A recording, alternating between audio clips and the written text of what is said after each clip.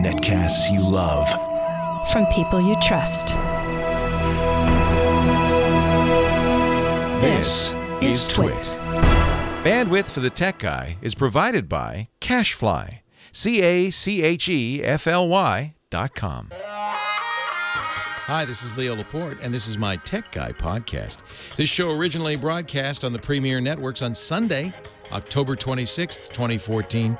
This is episode 1130. Enjoy. The Tech Guy podcast is brought to you by Citrix ShareFile. Enhance your workflow. Send files of almost any size easily and securely with Citrix ShareFile. For a free 30-day trial, go to sharefile.com, click the microphone, and enter Tech Guy. And by Gazelle, the fast and simple way to sell your used gadgets. Find out what your used iPhone, iPad, or other Apple product is worth at Gazelle.com. And by Hover.com. Hover is the best way to buy and manage domain names. It's simple, it's honest, it's easy to use. For 10% off your first purchase, go to Hover.com and enter the promo code TechGuy10. Well, hey, how are you today? Leo Laporte here, the Tech Guy. Time to talk about tech, computers, the internet, home theater, digital photography, all that jazz. 8888 Ask Leo, the number 888-827-5536. That's toll free from anywhere in the U.S. or Canada. You can also reach us via Skype if you're outside the country. 8888 Ask Leo. Website techguylabs.com. It's kind of funny to watch the furor going on, and now calls to boycott CVS and Rite Aid. Why, you might ask?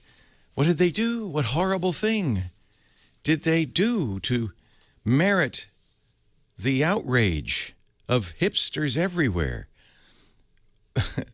No, they didn't.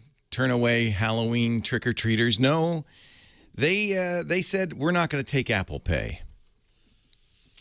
Oh, my. That's a terrible thing. So apparently they used to have, at both CVS and Rite Aid, which are very big drugstore chains in the U.S., they used to have tap-to-pay terminals. In fact, they worked prior to the release of Apple Pay with other systems like Google Wallet. And once Apple Pay came out, Apple fans went in with their iPhones, tapped and paid. It worked. And that's exactly what CVS and Rite Aid didn't want, apparently, because they've disabled all tap-to-pay in all their stores because they and many others are rolling out their own rival payment system called Currency. Currency. It's part of their Merchant Customer Exchange group. And really what they want to do, it turns out, is they don't like Apple Pay because it protects your privacy.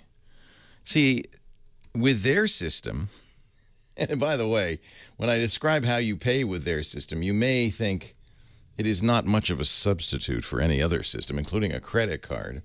When you pay with their system, they get all, it's like when you use their loyalty card. In fact, you can't use a credit card. You have to use one of their cards. So this is how it works. By the way, no tap-to-pay at all works at CVS at Rite Aid now and won't until next year when they finally roll out Currency. That's C-U-R-R-E-N-T with a big capital letter C. First, you have to download a Currency application from the App Store or the Google Play Store, designed to, quote, simplify and expedite the customer checkout process by applying qualifying offers and coupons, participating merchant rewards, loyalty programs, and membership accounts, and the least important, apparently, offering payment options through the customer's selected financial account, all with a single scan.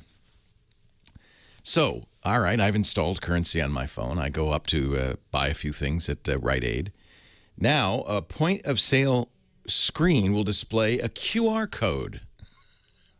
I now have to open my phone up, launch the application, scan the QR code, The QR code then verifies the shopper's presence, identity, this is very important, and initiates the transaction between the merchant and the bank. The phone connects with the cloud for authorization and sends the approval to the merchant. So you have to have a prepaid store card or a debit card tied directly to your bank account. No credit cards allowed, sorry.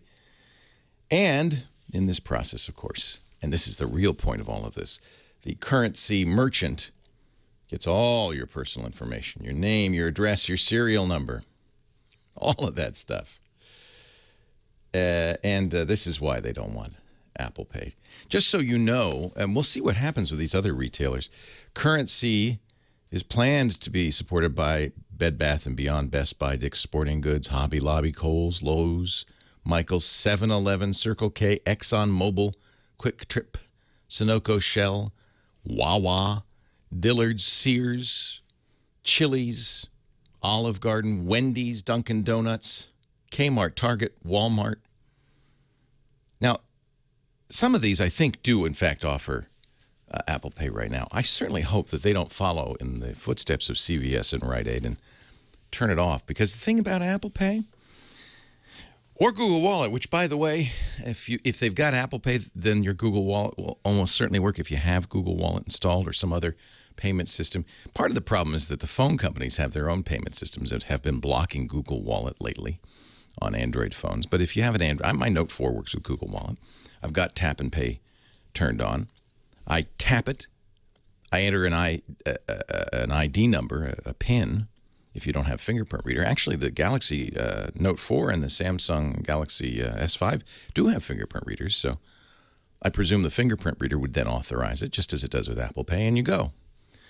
And the most important part, I think for our point of view, is much more secure. No credit card number is offered to the merchant, nor is any personal information, just a special serial number that's generated by your bank and an automatically generated confirmation code that only your phone knows, and that's that. And this is a great way to pay, I think. And, of course, you could still use credit cards and cash at all of these places. But apparently some merchants, they don't like that anonymous thing. That anonymity thing is so annoying. We would so much prefer we would so much prefer to know everything about you.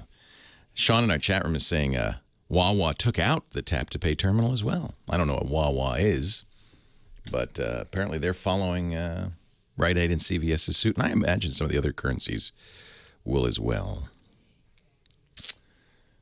Now, all this is coming because not just because of Apple, but because the Congress has mandated and the president signed a bill saying you got to move away from this swipe and sign, which is what we have now, right? They swipe your card, you sign. And by the way, that signature doesn't apparently have to match in any way. In fact, when I'm using a terminal, I just go whoo, and that seems to work just fine because I can't sign with these silly pens and these junky terminals. So I just go whoo, whoo, and it works just fine. That's not very secure, though, is it? Do they check your ID? I write on many of my credit cards, I write check ID. They don't even look at the credit card. They look at, whoop, oh, that's you. That must be you. Who else could do? Whoop. Only you, apparently. Which is why the U.S. is #1 by a large margin in credit card fraud. Most other countries have a better system than swipe and sign. They call it chip and pin. There's a chip in the card instead of a magnetic strip. Actually, our cards will have both, but for downward compatibility. But the chip has ID in it. You tap it, and then you enter a PIN number, kind of like this tap and pay system that we're looking at. And it's much more secure. It's harder to hack, and your identity is much, is clearer than whoop, because a PIN is an actual 4-digit number that you have to know. One of, 1,000 possibilities. From 0000 to 9999. It's not great, but it's better than nothing. 10,000, 990. 10,000, you're right. Thanks for doing the math, John. It's even, still, I mean, that's better than swipe and sign. And we've been mandated that we will have something like that in the United States by the end of next year. Actually, October of 2015. A year from now, this should all happen here. And that's why Apple Pay is timed so well, because merchants now have a year to go out and buy new systems that will work with these chip cards. And as long as they're doing it, they might as well add, NFC tap and pay. We shall see. I don't know. Is it enough to boycott stores that don't support it? Probably nobody would. Although it's so funny to watch on Twitter, see people say, well, that's it. Somebody, how do I move my prescriptions from CVS to Walgreens? Walgreens accepts Apple Pay. We shall see. It's just very blatant what they want. They want your information. 8888 Ask Leo, your phone number, my phone number, your calls coming up. Leo Laporte, the tech guy. If they printed money on paper, it would be lighter to carry, wouldn't it? We could fold it up, put it in our pockets. Apple does not want to cut. Well, okay, so the cut doesn't come from the merchant on Apple Pay. The merchant pays the same. So CVS and Rite Aid aren't doing this for financial reasons. Apple takes its cut from the bank, and the banks seem happy to do it because of the lowered risk. So it's not, the merchants are doing this not because it doesn't work, because they make less money. None of that. They're doing it because they want your personal information. I have to say, I don't think we have a Walgreens in Petaluma. Ooh, shall I take a picture of the donuts? This is Psycho Donuts. Psycho Killer, qu'est-ce que c'est? Wow. Psycho Donuts. What a name. Abraham brought these. He lives in San Jose, where Psycho Donuts is headquartered. I'm getting a little glare on the O. There, that's better. It's a glary room, you know? A lot of light. A lot of light in here. Donuts don't have glare. They suck the light out of the room. Hey, am I the only one who's had one? Yeah. Zombie donut. That is, oh, it's green.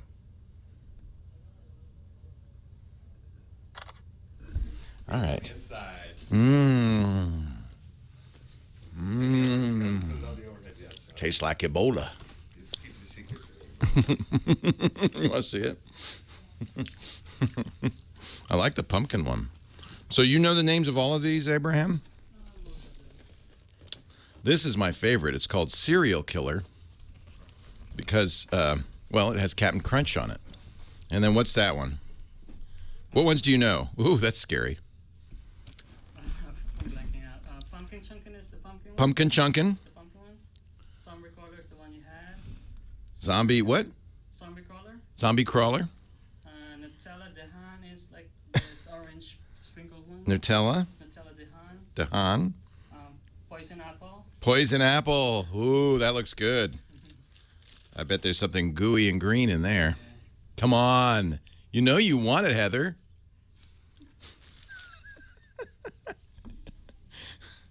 Wow, that's the one, though. Serial Killer. From Psycho Donuts. Fa. Yeah, hold it up to the Psycho Donuts. Here, we'll hold it up to this screen. In San Jose. This is what powers Silicon Valley. That and strong coffee. Abraham's trying to kill me. You're trying to kill me. You didn't have one? I thought somebody would have one. Hey, great game last night, huh? Oh, my God. That was probably one of the best baseball games I've ever seen. Of course, we won. Really? Well, And there's that, yeah. by the third inning, I'd given up. I was starting to write, yeah, I think it's the Royals' year. What? Yeah. You never give up on the Giants. No. It's all about the torture. Torture. Oh. Making the torture real. Hi, Chris. Okay, 12:33 and a third. You got it.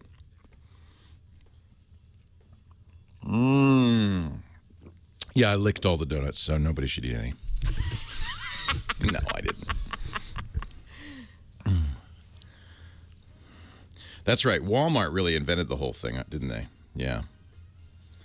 Yeah. Walmart's already said ahead of time that they wouldn't do it. Leo Laporte, the tech guy, 8888. Ask Leo. Musical director, Nathan Staten and Fine Fettle today. But when he's back, we'll make sure he gets some music. No, he's doing a great job already. Heather Hammond is the phone ranger. She's the one who answers the phones, carefully grooms you for your appearance on the show today. Who is, of all of these fine people, the first I should take? Bill in Anaheim, California. I like this call. I see on the big board. Hi, Bill. Leo, thank you, Heather. Bill, Leo Laporte, the tech guy. Yeah, hi, Leo. First-time caller, long-time listener. I love it when Came people in say the that. middle of your conversation yesterday when I got in my car. I heard you talking about the Gmail inbox clutter. Google Inbox, the new app sweeping the nation. Yeah, what I came up with is I noticed that, like, with my email and Hotmail and everything I do, I separate all my email into separate categories. And, of course, the clutter happens. But I thought about it. Be nice if there was a way that email that came through had some kind of expiration on it that it could read. Oh, wouldn't that be cool? Like, if you don't do anything, it just disappears. Exactly, because what happens is, like, even a store coupon will come through, and it's only Right. good if you look at it within a couple of days. So I end up checking all my email and going back through everything that's been expired. Right. I wish it would just disappear because your curiosity wants you want to look at it, see what you missed. I have for years had more than 20,000 unread messages in my inbox. Now, we should explain, this only works with Gmail. You have to be using Google's mail system. It is from Google, and it is, I think it's the same guys who worked on Gmail are working on this. It's an app for iOS, Android, and the web. You can do it on the web at inbox.google.com, but you need an invite. You can request one at inbox.google.com, and apparently they are going out. I have been really impressed by it. I agree with you, an expiration date would be interesting, although you could see the howls of pain people would come up with. My mail's disappearing, darn you, Google. So what they do, this is basically some of the mail that you don't even look at. I'll see, like, under. I agree with you. No, I understand. But Google, no mail program is going to automatically delete mail. You can, by the way, if you set up filters in any desktop mail client. You can say, delete this after a certain amount of time. Your desktop client will. But Gmail is kind of designed never delete anything, but archive stuff. So the way Inbox works, which I really like, is it's automatic filtering. Now, people who have a very elaborate existing system may not go for this. But if you, like me, have just been struggling for years with email, this has done me such. I've only had it since, I think, Wednesday, and I'm just going crazy with it. So they have, by default, what they call bundles, the same as folders: travel, purchases, finance, social, updates, forums, and promos. Google knows a lot about, what is a promo, for instance, or what is a social mails from Twitter or Facebook, for instance. So it just does that filtering right away up front. You'll see the bundles. You can open the bundles and look through them. And if you don't see anything you want, your first thing to do is to do some triage. So if you see something you like, you can swipe it left, which will give you a chance to snooze it till tomorrow, next week, or till you get to a certain place. You could say, I'll handle this when I get to work. If you swipe it right, you just say, I'm done with that, save it away. So if you're done with it, you just save it. Now, done doesn't mean it deletes it. It just means it puts it in the done folder. You can also pin stuff, which will keep it there forever. And you can also, and this is a great thing that I think they borrowed from Microsoft. It's called sweeping. Anything you don't pin or save will be erased when you sweep. And that's kind of a nice thing. So I can just sweep all the mail in a folder out of the way, and that's very quick. So what happens is your junk mail, and it's not, Google's very good about getting rid of spam, but the junk mail is stuff you might have subscribed to, or, flyers, newsletters, that kind of thing, goes into a folder called promotions. You can scan it. See 20 things, I don't want to save any of these, or maybe save one or two, then sweep the rest. Boom, like that, in seconds. So I agree with you. There are a lot of things we could do to make email better. I think if you get a chance, I would go to inbox.google.com. It's free, Bill, and ask for an invite. Somebody in your chat room said they asked and 2 days later got the invite. So they are inviting people. I talked about it yesterday, and the reason I talked about it is because email is fundamentally broken. And I'm open to anything that can fix this.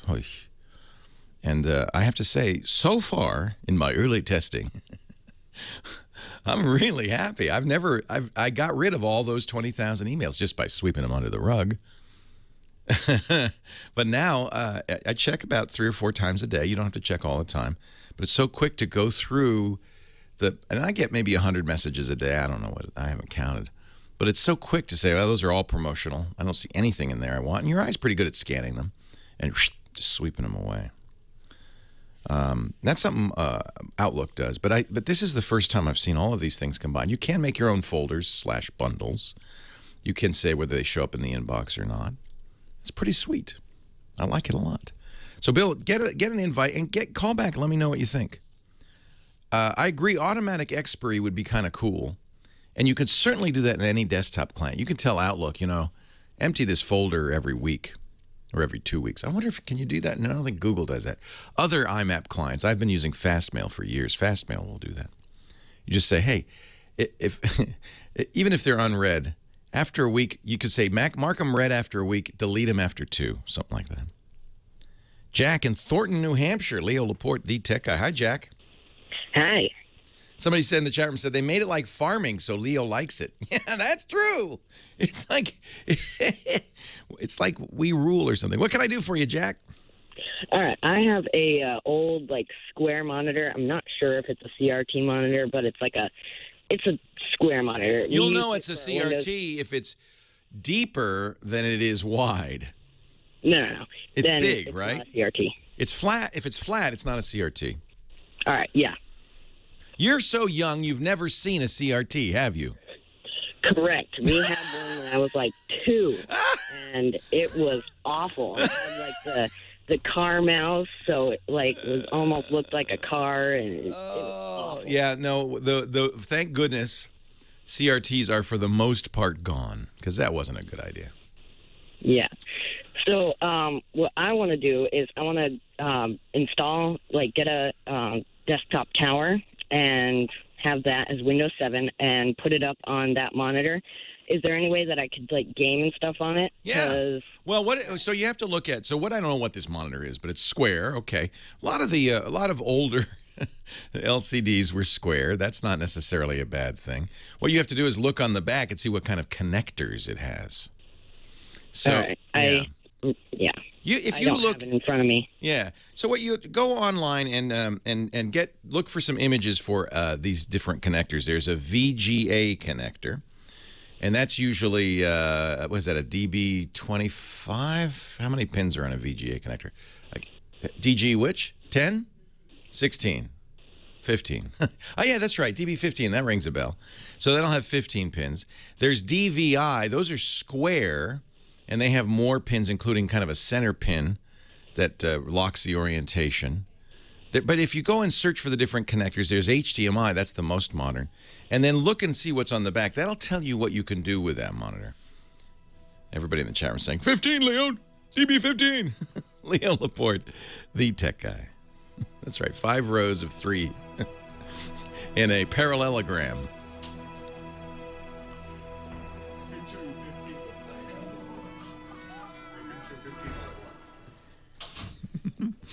Because it's like that.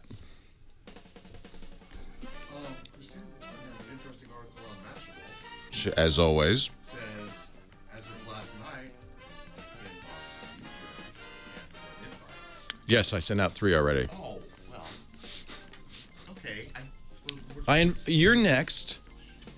So who I sent them to was Lisa, of course, Mike Elkin, and Sarah Lane, because I wanted our on-air host. Sarah shows it on i5 and iPad. But they all have 3 now. So you get 3? You get 3. Okay. This show brought to you by a good company that I like a lot, and I want to give them a little plug because ShareFile has saved my bacon. From Citrix ShareFile. So the problem is in business, you're always sending email attachments back and forth, and PDF files. Actually, it's really apt to talk about this now. But also, contracts, PowerPoint presentations, spreadsheets. And you've heard me say again and again, I've hammered it into you. I hope I have. Do not open attachments. It's how viruses get spread. And that means, of course, the corollary to that, don't send them. But how are we supposed to, in business, get files to our clients, our colleagues, our customers? our prospective customers, well, this is why I like ShareFile. Now, I'm sending audio files to the radio stations all the time. And ShareFile really solves it. In fact, the state of California should use this, frankly. They could save themselves a lot of time. Here's what you do. Go to sharefile.com. Click the microphone up at the top that says Podcast Listeners. You could try it free for 30 days if you use the offer code TECHGUY. ShareFile is HIPAA compliant with regulations in the financial industry and elsewhere. That's what's great about it. It's secure. You're not sending an attachment. You're sending a secure link, and that means you don't get bounce backs. You don't have to worry about spreading viruses. You could send files of almost any size. You totally control that file. Who can download it, how often, for how long. You can access your ShareFile files anywhere, laptop, tablet, or smartphone. They automatically synchronize to the ShareFile cloud. It's so great. But don't listen to me. You try it, okay? Sharefile.com. Click the microphone way up there at the top of the page. It says Podcast Listeners. Type in Tech Guy as the offer code. All one word, if you would. TECHGUY. Do choose your industry, and then get started with ShareFile. It's so much better than attaching files. Citrix ShareFile. I love it. John Slanina gave me his email address just so I would send him an inbox. If I get another one, John, you're next. You're welcome. But you know what? Ask for one because they are sending them out. Yeah. I figured Elgin and Sarah should probably have one. Lisa actually kind of liked it. I was surprised because she has the most elaborate folder structure. In a couple of days, I will have yeah. Regardless. It's pretty darn great. It made email usable again for me, which is unheard of. I want to go here, and I bet you do too. What's Adobe's name? That is Ozzy. Ozzy the Wonder Papillon. Is that a Greek island? It looks like it might be Santorini, or yeah, it's definitely a Greek island. These fortifications are Venetian. I've learned much from my travels. Or it could, yeah, be Positano area, but it is an island. It could be Italy. You're right. It could be Positano. I want to go to both of those. It looks places Greek-ish. Greek, there's more white and blue, right? Yeah, maybe. You're right. Yeah, it doesn't. Oh, you know what? You're right. You win. Because it doesn't have those blue domes on the Greek Orthodox churches with the little knobs on them so they could put a ladder on them and paint them every year. Yeah. Isn't that funny? Yeah, you're right. It's Italy. Or it could be somewhere like Estonia. Portofino, maybe. Oh, it looks like, well, you know, I could probably find out. It's probably Do somewhere that Google in my image match thing. Well, it's my, you know, I have all these desktop wallpapers from around the world. Looks kind of HDR-ish, doesn't it? Yeah, I don't think it's Acapulco. Croatia, yeah, that's what I meant, not Estonia. Croatia. Okay. It's Cabo. Where's Senior Frogs? It looks like Split, but I don't... Could be. So Jack was looking for a monitor for gaming. Now, I got to tell you one thing, Jack. Older LCDs are not great for gaming because they were a little slower than modern LCDs, and so you might get a little ghosting on it. So, right. But it's certainly worth a try. Square means it's probably an older LCD. Nowadays, everything is widescreen because, I don't know why, because of the wonderful things it does. David in Reseda, California, Leo Laporte, the tech guy. Hi, David. How's it going? It's going good. How you going? Great. Good. I have a quick question. Yes. I want to buy a laptop for my wife, but I want it to be touchscreen, and I'd love it to be one of those fancy convertible types that turns into a tablet. Yeah. But I want it to be as big as it possibly can be without losing, you know, quality of use, or I don't know how big they can get. Yeah, I think there are 15-inch touchable tablets, but most of them are 13. Okay. My favorite is the Lenovo Yoga. Great. I was looking at that one. I like the Lenovo Yoga. The best screen ever, probably this. I know people are going to mock me when I say it. The Microsoft Surface Pro 3. People rave about it, but it's expensive. Yes, very expensive. It's much more than the Yoga. as far as power, if I were to say want to do some light video editing, would the Surface Pro over the Yoga or vice versa? That's an interesting question. I think anything with an i5 or better would be fine. Okay. And most you know, 4 gigs minimum of RAM. Starting to edit video means you're going to need a bigger storage device. Now that means portability is compromised because none of these convertibles have big hard drives. Most of them have SSDs. I don't mind that it isn't portable. If it's it will be portable, but you just have to have an external hard drive for your video files. Ah, okay. See what I'm saying? I do. Yeah, that doesn't ruin it.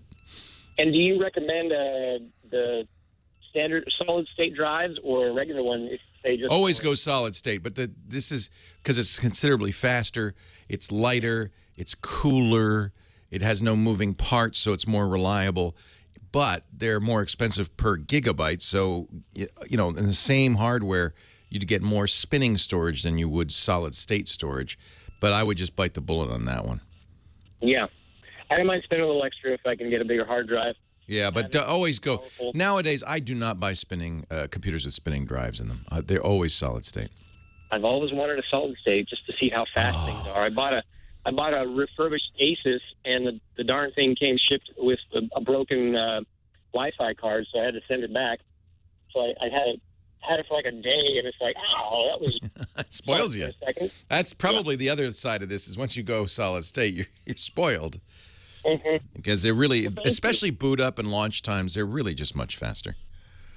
Cool. All right. I appreciate your help. My pleasure. You're a nice husband to do that for your wife. Of course, I just bought Lisa the 5K Macintosh, the iMac, so I guess I'm nice too. I just wanted to review it, and then she could have it. Oh, that's perfect. Yeah. Hey, no, I think you'll like those Yogas. They're great. And so will she, and that's more important. Willie, Adrian, Michigan, Leo Laporte, the tech guy. Hello, Leo. Hello, Willie. I'm fine. How are you? I'm doing pretty good. I am starting I have started a tech consultant business where I go around consulting people about purchases and technology they make. And that's nice of you. I think that's much needed, frankly. Yeah, and then I also fix computers and stuff like that, too. But I was wondering if you had a recommendation as far as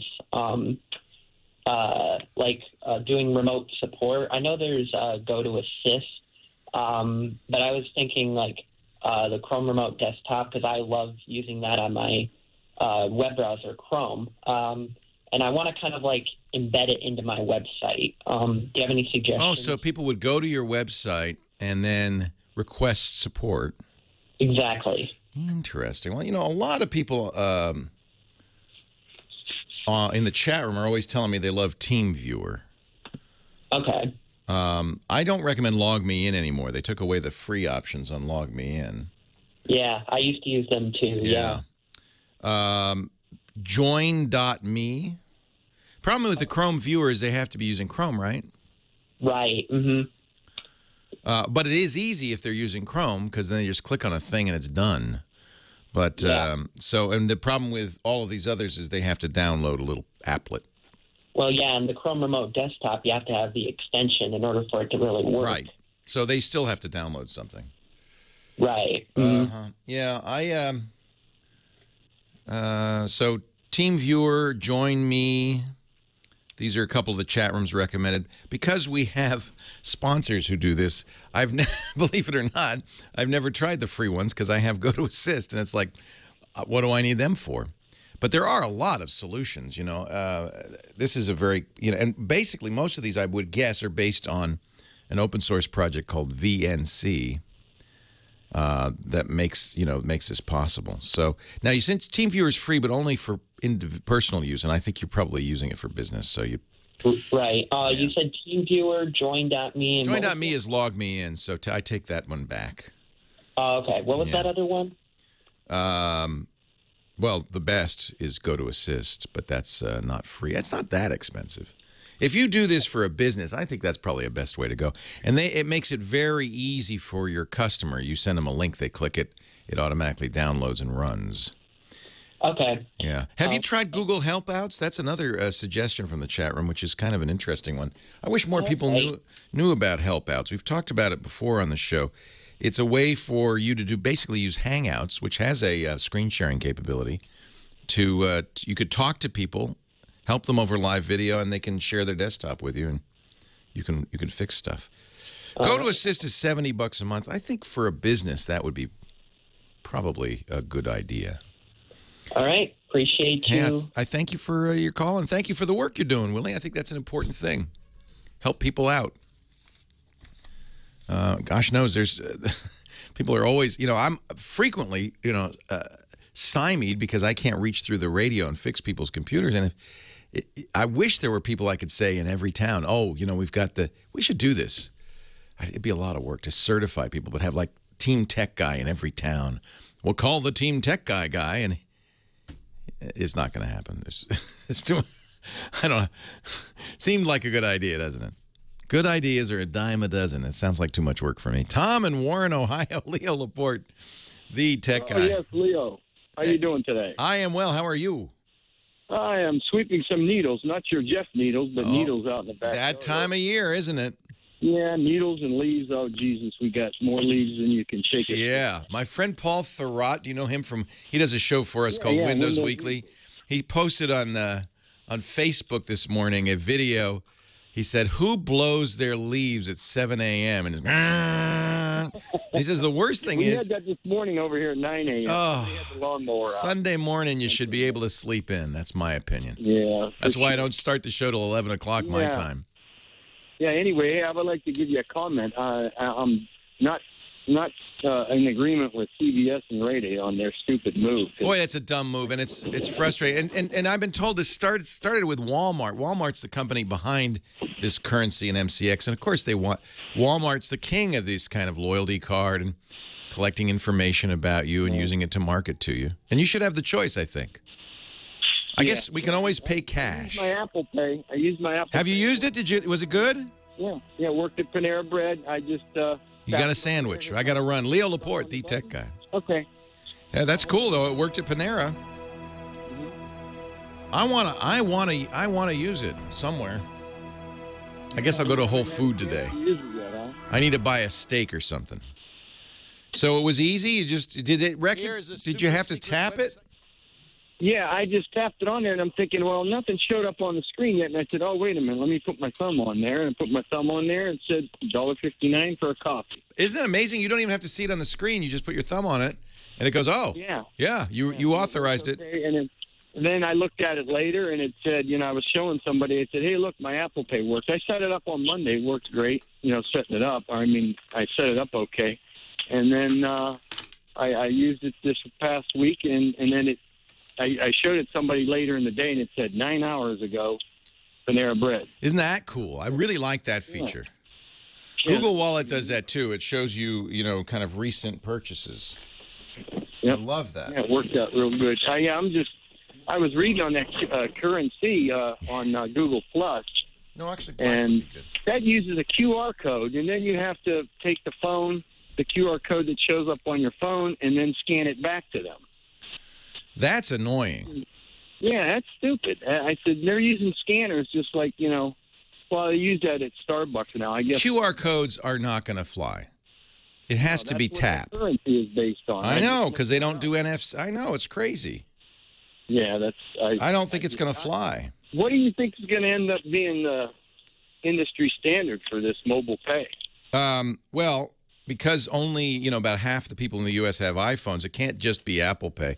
I think when people buy a tap-to-pay terminal and put it in their business, though, it will support the whole thing. And, in fact, you may not even see an Apple Pay logo. You may just see that thing with the little beacon thing, and you just tap it, and whatever you've got, it'll work. That's what I think is going to happen. So it'll be cross-platform. I can't imagine anybody would say, oh, you have to have an iPhone to shop, to use this. Yeah, that's yeah. I'm saying that because I'm probably going to be carrying an Android phone, and I'm counting on it. But yeah, that's my son broke away from the Apple iPhone. How dare they? Yeah, and I have to pay his phone bill too. And then what? Yeah, he's been using Apple products since he was. Well, he still has his MacBook Air, so he likes that. Because I told him, you know, when you go to school, I said you don't want to be carrying a 6-pound laptop around. all the time, so we'll get you the Air. Good man. Tom, I got to run. Thank you. Got him a Thunderbolt drive too, and he's good to go. Wow, you're a very generous person. I try to be. I got into that years ago from my Uncle Tom. Who Oh, that's way nice. a couple of years ago. He was using Macs in 1985. Oh, wow. Hey, thank you. Thank you, Tom. Good to talk to you. I'm glad you got through finally. All right. See ya. Bye-bye. Thanks. Would you like to think about lunch? Would you like Splash Top? Oh, that's good. There's another one. We'll put that in the show notes. I would like to think about lunch. I was thinking of donuts for lunch. No. How about a salad? That ought to be good. Because I'll be watching the World Series and eating junk food tonight. Actually, I was very good last night. Oh, so exciting. I brought my Vuvuzela home and I blew it a few times. Like 11 times.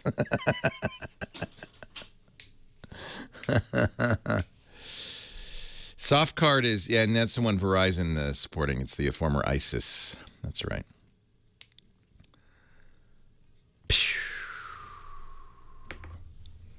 Right. You don't have to be hungry to enjoy donuts. That is a truism. Donut. Leo Laporte, the tech guy. 8888 Ask Leo is the number. Website, techguylabs.com. About 45 minutes from now, Chris Marquardt, our photo guy, stops by. Have you done your shelfie yet? It's not too late. Shelfies are is our photo assignment for the month. I think we have a couple more weeks. I still haven't done mine. The idea is you put your camera or your phone or whatever on the shelf and take a selfie of you jumping. So you have to use the timer mechanism, I guess, or be very adept. Press the button, jump. And you could have a picture of you jumping. We'll ask Chris about that in about 45 minutes. Dave in Buena Park, California, you're next. Leo Laporte, the tech guy. What did I push the button? Hello, Dave. Yes, Leo. Welcome from Buena Park. Thanks. Isn't that where Disneyland is? No, Knott's Berry Farm. Knott's Berry Farm. I've been to Knott's Berry Farm. I kind of like it. We always went to Disneyland, but Lisa always went to Knott's Berry Farm, so she made me go, and I enjoyed it. The rickety roller coaster there is crazy. Yeah. Crazy. Getting a little commercial. It's been sold a couple of times. Yeah. Somebody told me originally Knott's Berry Farm wasn't fenced in. It was just a place you'd wait while you were, getting your berries. That's true. and your pies. And they had this great open amusement park. Oh, I know who told me that. Steve Martin told me that because he used to perform there as a kid. And he said eventually the gangs, they had problems with like ruffians going to the picnic tables, so they put fences around it. What can I do for you today? My question's about SSDs. Solid state drives. Yeah, we mentioned this earlier. These are the hard drives now that use the same kind of memory as in your camera. Right.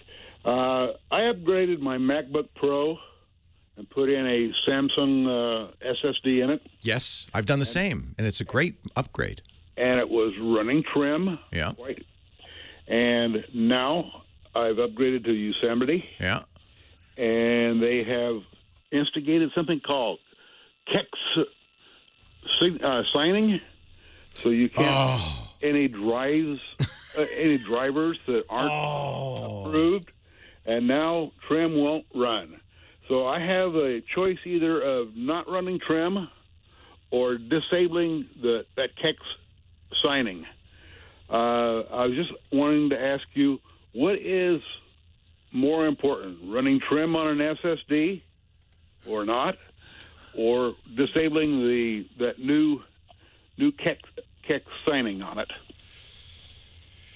Well, fortunately, you don't have to choose because there's a program called Trim Enabler that will work on Yosemite.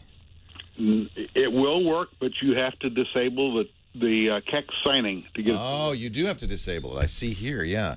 KEXTs, which are kernel extensions, KEXT, are really risky, of course, because they're modifications to the fundamental underlying operating system. And if a bad guy were to put a KEXT on your system, you, A, wouldn't know it's there, and B, it would be always running no matter what you did. So it's a very risky kind of thing. And KEXT signing, actually Microsoft does something similar. It's a good idea for security. Wow, I hate to turn it off. You're right. I'm looking at this trim enabler, and it says you do have to. So what they should do, yeah, in fact, if you install Trim Enabler 3.3, it'll turn off KEXT signing. Right. Which is really bad. Yeah, it is. I wouldn't turn it off, not because there's any threat out there right now, but because you kind of... Well, if the bad guys get in, they're getting really messed it up. Yeah. I would. Here's the key. First of all, the people who make Trim Enabler should get it signed. Maybe that's too expensive for them. I guess Apple probably charges for that. How important is trim? Not that important. Well, okay. And you don't have to run it all the time. If you run it once in a while, it would help. What you might do is run Trim Enabler, turn off KEXT signing, then turn it back on again. I don't think that's... Every once in a while? No? I don't think you can do that. Once you disable it, I don't think you can get it back. Well, that stinks. I know.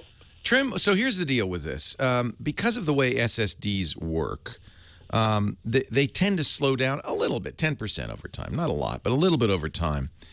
And Trim, which is something that is built into the operating system, well, Yosemite has Trim, and it has to be supported by the firmware for the SSD, eliminates this slowdown by reorganizing. It's kind of it's not the same, but think of it as like optimizing the disk from time to time.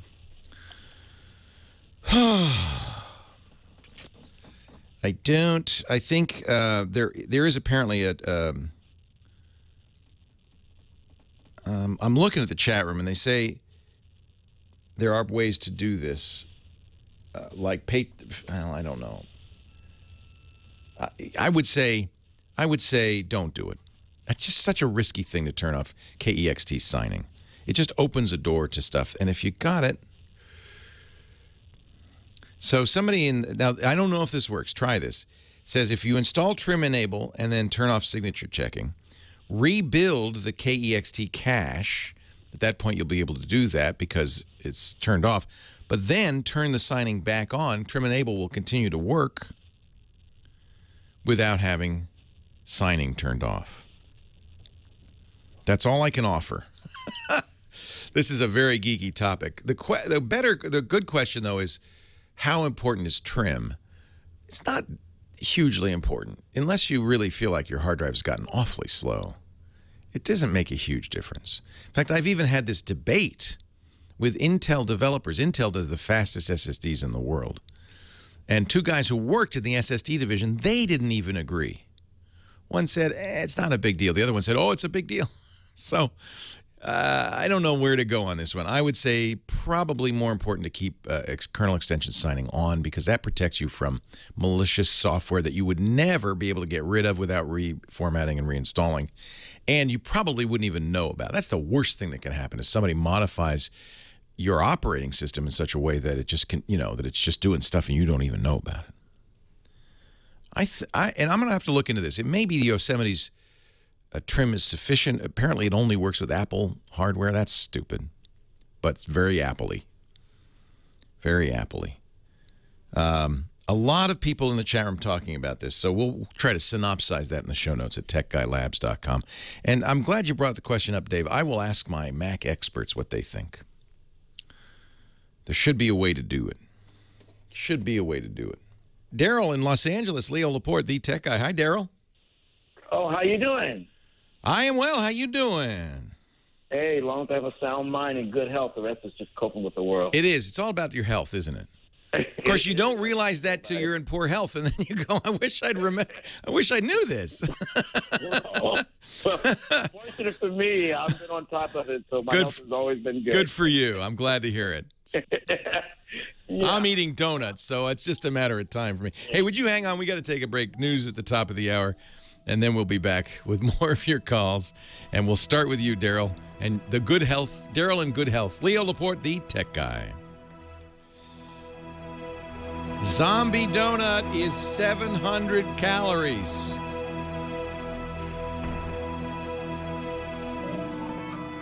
That's about 300 right there. I'm totally having one. I don't know how it is around your business. 700 calories.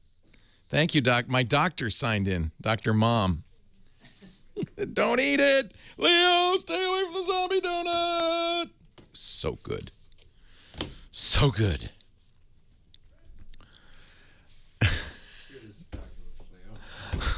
You having fun? Well, thank you, Steve. I appreciate that. Shelly, he's just listening all the time and laughing, and yeah. I meet so many people, they say, I hear your voice. Every time I get in the car, I hear your voice. See, instead of a zombie donut, I'm going to eat a fine salad full of calories because I get the salad dressing. It's better, and it's better for you. At least it's nutrient rich. It doesn't taste as good as a donut. Well, hey, how are you today? Leo Laporte, the tech guy, talking about computers and the internet, home theater, smartphones, oh yeah, digital photography, all that jazz. In fact, our digital photo expert, Chris Marquardt, shows up here at about 1/2 the hour. We'll talk about photographic myths. 8888 Ask Leo is the number. 888-827-5536. One of our chat room folks. We have a great chat room, by the way. If you ever want to join that, just go to techguylabs.com. That's the website, and there's a link there. techguylabs.com. And one of our chatters, Jam, said, "Hey, Leo, you're mean. You don't take dumb questions." Oh, I do. In fact, if you're listening and you say this question is too, I will feel dumb if I ask this question on the air. That's the one I want you to call with, because you're probably not alone. In fact, I guarantee you're not alone. And I bet you there's 100 or 1,000 or 10,000 people listening who are thinking the same thing. So you can be the gutsy one, because first of all, I'm not going to laugh at you. I'm not going to mock you. I'm never going to. Have you ever heard me say, that's a stupid question? Never. So I will honor your question, and I'll be glad to answer it. And frankly, the stupid questions are much easier for me to answer. I don't like the smart questions. They're too hard. Give me a dumb question every time. And because also it's the most helpful to everybody else listening. Let's go to Daryl in Los Angeles, our next caller. Hi, Daryl. Leo Laporte, the tech guy. How you doing? I am well. I guess we started this call like hours ago. Let's continue on. How's your donut? Oh, it's, well, now that I know it's 700 calories, it's less interesting, but it was quite good right up till then. No, they're great. They're they're called Psycho Donuts. They're from San Jose, California. One of our visitors in the studio today, Abraham, brought them, and they're really cool looking. And I'm eating, what is this, the zombie crawler? It's green. Donuts. Mold. Now I hope it's not mold. You're right. I didn't think of that. I don't usually eat green food. What can I do for you? Okay, my question is not an inconvenient question, but I want a dumb question. Ask a dumb question. Well, I think carbon is great, you know. Thank you. But for some reason, and maybe anyway, the question is, I have a terabyte drive, and some other drives are 3 terabytes. You have 3 terabytes total to back up? Well, actually more than that. No, don't. Carbonite's a bad choice. Okay. And I can tell you why. If you could do the math yourself, but if you figure out how much. So people, when they buy internet connections, they always quote you the big number, right? Oh, you get 10 megabits down, and then they whisper the little number and 384K up. So you need to know what's the little number, the upstream bandwidth. Do you know? For your internet access. Oh, no, I don't know. I need to do. So that's relevant because that's the bandwidth Carbonite uses. And also do this. You're going to do a little math now. You want to divide that probably in half. Carbonite doesn't want to take all your bandwidth or you won't be able to download anything. So Carbonite is what they call, it's actually a technical term, NICE. There is a technical term in computer business called NICE. Carbonite doesn't get in the way, so it won't use all your bandwidth. So take the total amount of available upstream bandwidth. Usually it's, let's say, a megabit and a half. 1.5 million. And by the way, it's not bytes, it's bits. Divide that in half. That means you have 750 kilobits a second. You multiply that times 60. That means you have 4,500 kilobits a minute. Let's divide by 10 because that's actually how many bytes that is. That's 10 kilobytes a minute. Now, take that and extrapolate it out. 10 kilobytes a minute times an hour is, what is this, times 60. It's a long time. It's a long time. Anyway, you do the math. I'm not going to do it because I'm drunk on donuts. But if you do the math, you'll see that it takes a while to do a gigabyte. It takes 1,000 times longer to do a terabyte. It takes 3,000 times longer to do 3 terabytes. It really adds up quite a bit. So mine was going to take almost a year. Yeah. So that wouldn't be a good strategy. Now, longer than a year. I'm going to tell you something, because Carbonite knows this, of course, and if there's that much to back up, they will send you a hard drive. But so you should call them and say, hey, you know, is there a solution around this? And they could send you a hard drive. But here's what I would suggest. Use Carbonite not to back up all of the ripped DVD movies that you have. You don't back those up. That's what I mean. Well, what musician? Oh, you got and these files are music you've made? Yes. And sessions I record, Marvelous. Yeah, Carbonite's not a good solution for that, and they are large files because you've got multi-tracks. Right. Yeah, and you're not compressing them. They're probably PCM files or WAV files. Exactly. Yeah. WAV files. Yeah, so they get quite big.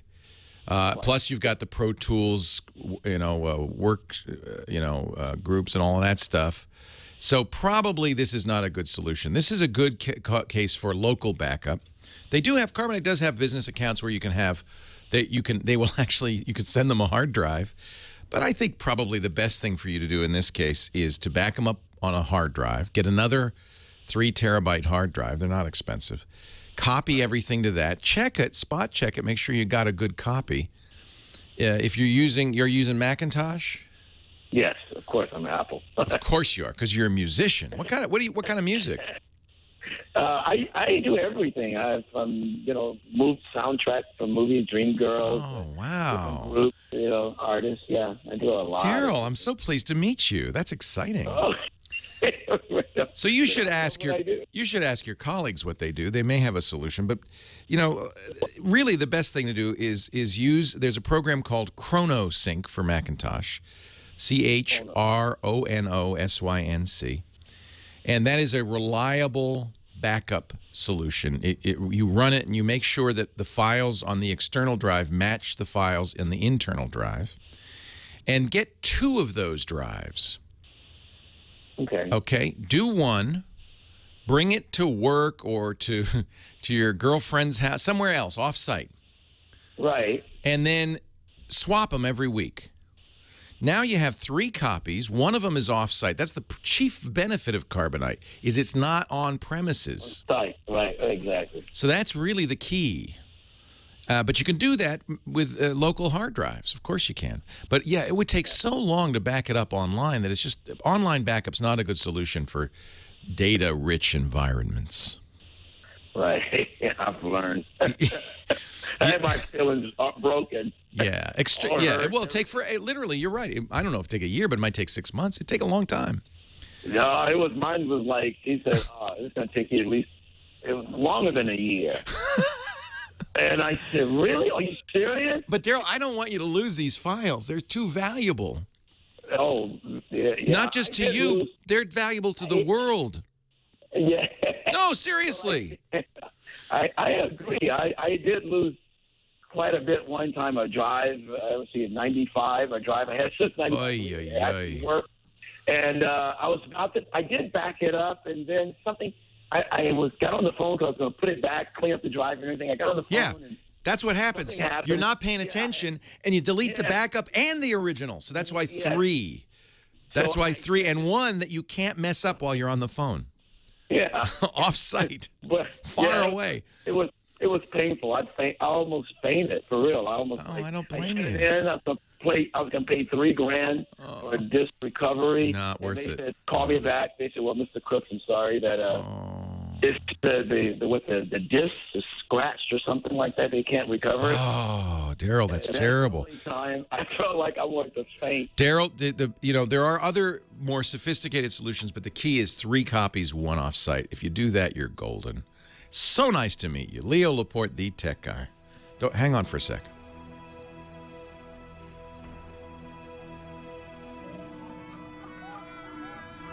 So, are you a composer, or what do you do? You play an instrumental? Yeah, I do it. Everything. I play guitar. I did Dreamgirls movies, a bunch of soundtracks with Archie Bell and the Drells. I know that group from way back, all the way up to Eric Clapton. Oh, man. So I'm just doing a lot of session work, and like I said, I got my feelings hurt back. Something happened to the drive anyway. You almost fainted. I'm not surprised. Oh, my goodness. It's like, from 1995. Then this just happened last year. So you can imagine. But that was a really old drive, so it was kind of inevitable that it die. So let's fix this now, Daryl. Let's go out and get just a couple extra hard drives. There are many ways to do this, but the most simple, that is very straightforward, get ChronoSync. What that does is it looks at the source and it looks at the destination and it matches them. So that way you can bring that drive back, and any changes you've made, you ChronoSync them over, and then every week you just bring one to work or whatever, and that way you've got 3 copies and they're always up to date. And the worst that could happen is that you'd lose a week's worth of work. Yeah. What do you think about Carbon clone? Carbon copy clone? Yeah, it's a similar thing. ChronoSync's the same idea. I like it a little bit better. It's more a power tool. I've used Super Duper is great. Carbon Copy Cloner is great.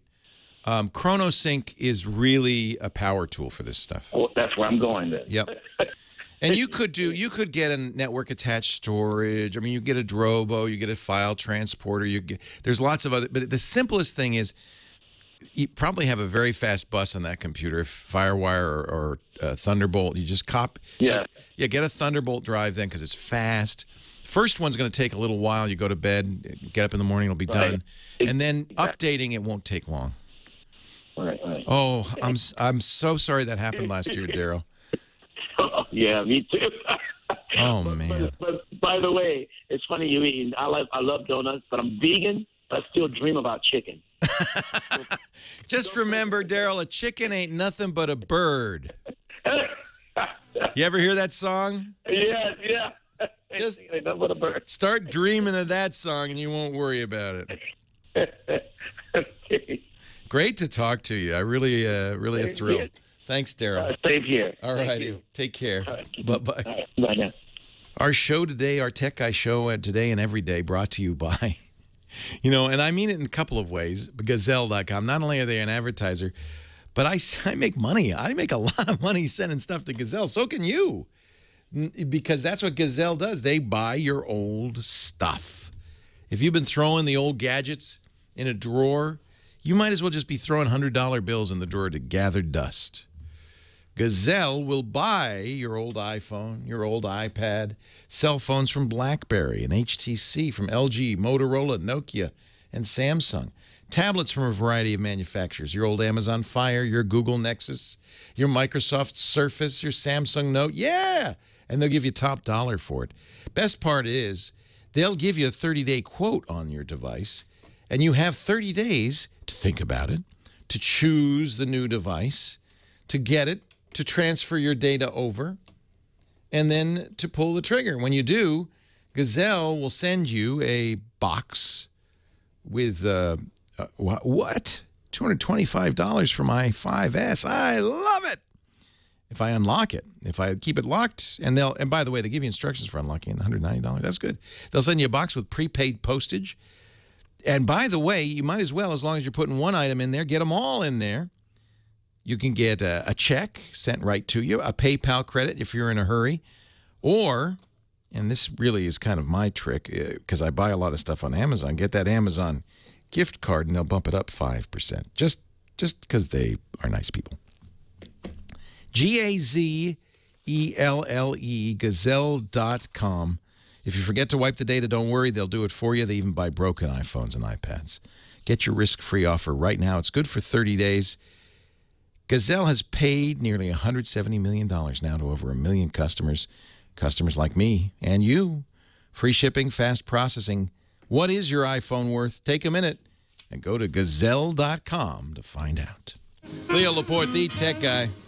8888 Ask Leo. That's the phone number if you have a question, a comment, a suggestion. We talked a little bit more with Daryl during the break, and we made sure that we got him set up because I don't want to lose any more incredible music masters, right? We want to save all of those, so we got him set up with just, it's simple. It's not expensive and it's not complicated.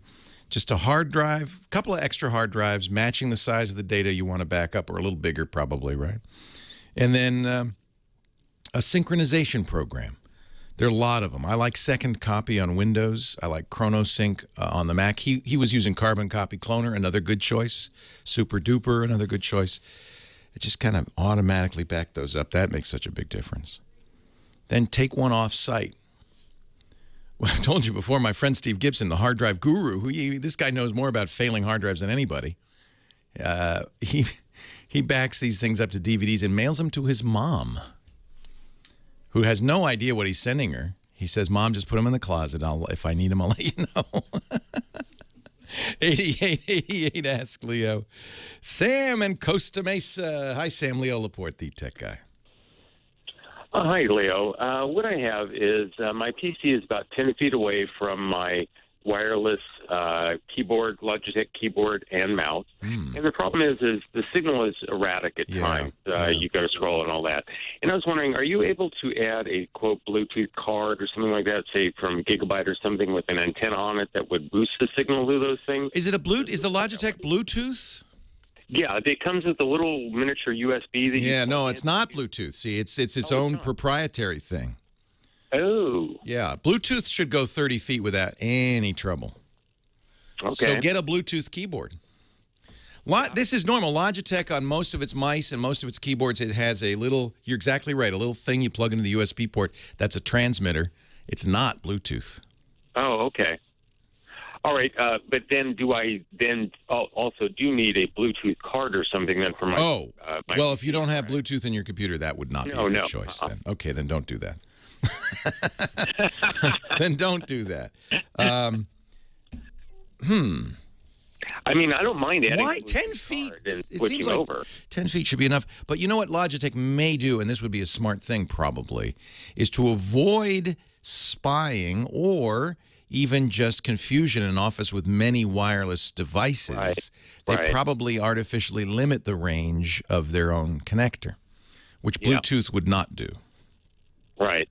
So that would be my suspicion. In fact, I was mentioning Steve Gibson. He's also a security expert, and he's mentioned before that many of these wireless keyboard solutions are not secure. They use very primitive security methods and are easily cracked. Not that you care, but if it broadcasts too vigorously, somebody could sit outside your house and watch everything you do. Yeah. So that wouldn't be a good thing. I don't know how interesting it'd be, but... Yeah, right. Well, but I bet you type passwords. I bet you type logins to your bank, things like that. Yeah, that's true. That's true. You can buy Bluetooth dongles. They're not expensive. And add Bluetooth devices. I think that it's probable that the capacity of what Logitech is doing is probably similar to Bluetooth, if not actual Bluetooth, but that they have limited the range for good reason. Right. Okay. 10 feet's not that far. No, it's not.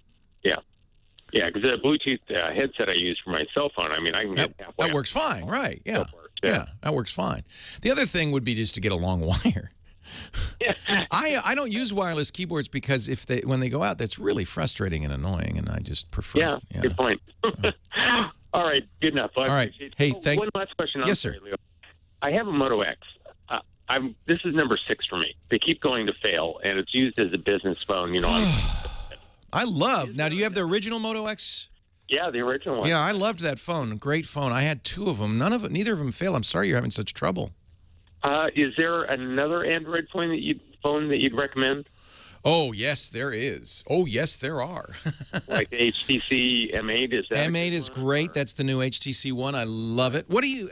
It kind of, a smartphone is a very personal choice, so it kind of depends what you're looking for. If you're looking, for instance, for a big screen, I love the Galaxy Note 4, which just came out. That's awfully big, though. I actually carry a notebook with, one of those notebook things. A tablet? Yeah, a tablet, right? Yeah. Whenever I need to go online. So really my communication needs are I need to get phone calls, and I need to be able to make Oh, my! Yeah. And if I need to text, I actually just started using the talk to text with the Google Now, which works fantastic. I love that. I know. Yeah, and that's the extent of it. That's the nice thing about Moto X. You don't even have to push a button. You just say, exactly. Okay, Google Now, and you start dictating. Whoops, yeah. I just did it. I'm exactly. sorry. So, I mean, those are really what I use a phone for. That's it.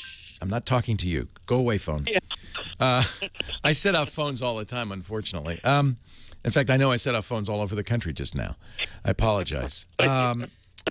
There's so many good choices. I really like, let's see, so you're saying for phone quality. You might. Yeah, for quality. Yeah. The new Moto X is pretty good. I woke up yours too? Oh, my. I woke up other phones in the room. The new Moto X is quite nice, but I think maybe you're burned on Moto X's. Yeah. Why did you burn out 6? I wonder if there's something going on. It was weird problems that kept happening. One time I couldn't get phone calls, but I could make them. Another time I couldn't make phone calls, but I could get them. And then another thing, I couldn't open up any of my photo albums. And it's just constant. That's very frustrating. Like I say, within about 8 months, I'm on actually number 6. The phone I love, and it's not very expensive, is from Google, the Nexus 5. They just put it back on the market. Oh, okay. It's a pure Google phone. It does the OK Google stuff. It really works well. It doesn't have a lot of carrier stuff on it or anything. Right. You get it directly from Google. Who's your carrier? Verizon, but I'm thinking of switching to T-Mobile because they've introduced that. If you switch to T-Mobile, then Nexus. Well, but then you need now you want a Wi-Fi phone. Well, no, I'm just saying that the Wi-Fi thing requires a phone that understands it. No, I understand that. It's just that the reason I went with Verizon is they had the best coverage. Right. Even here in Orange County. No, it's just that the Nexus 5 doesn't work with Verizon. That's the only reason. Oh, it doesn't? Yeah. Oh, shoot. So, does it work with T-Mobile, though? Oh, yeah, fine. It works with any GSM carrier in the U.S. that's AT&T and T-Mobile. Oh, okay. Because, like I was saying, I was actually thinking of switching. Yeah, if you're switching, the Nexus 5 on T-Mobile is a very nice choice. Now, don't get mad at me because the Nexus 6 comes out in a week. Actually, Wednesday. I'm waiting. But it's giant. Well, it's giant, though. You may not like it. It's 6 inches. Oh, yeah. No. And so Google it's also expensive. Google's selling the Nexus 5. I think it's $350. A very nice phone. I think this is the one for you. You don't use the camera? Okay. No. Yeah. It's not a great camera. It's an okay camera. But it's an excellent, it's an excellent phone. I keep waking up phones. I'm sorry. All right. Great. I'll go out and check out that Nexus 5. It sounds more like what I need. Yeah. The HTC sounds bitchin', but it's all stuff I don't ever use. It's bitchin'. So. It is. It's great camera. It's got front speakers. It's awesome. Really good high-quality screen. And you wouldn't use any of it. So just get a Nexus 5 because it's cheap. If you can get an invite, and I think that they're going to make these more available, OnePlus One from OnePlus.net is also inexpensive. State-of-the-art phone. Really nice. Those are another good choice. Leo Laporte, the tech guy.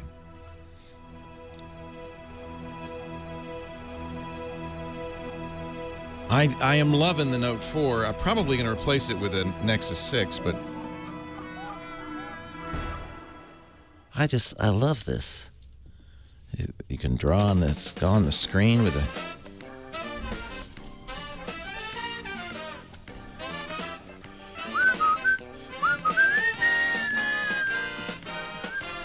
I'm such an artist. Wow. Wow.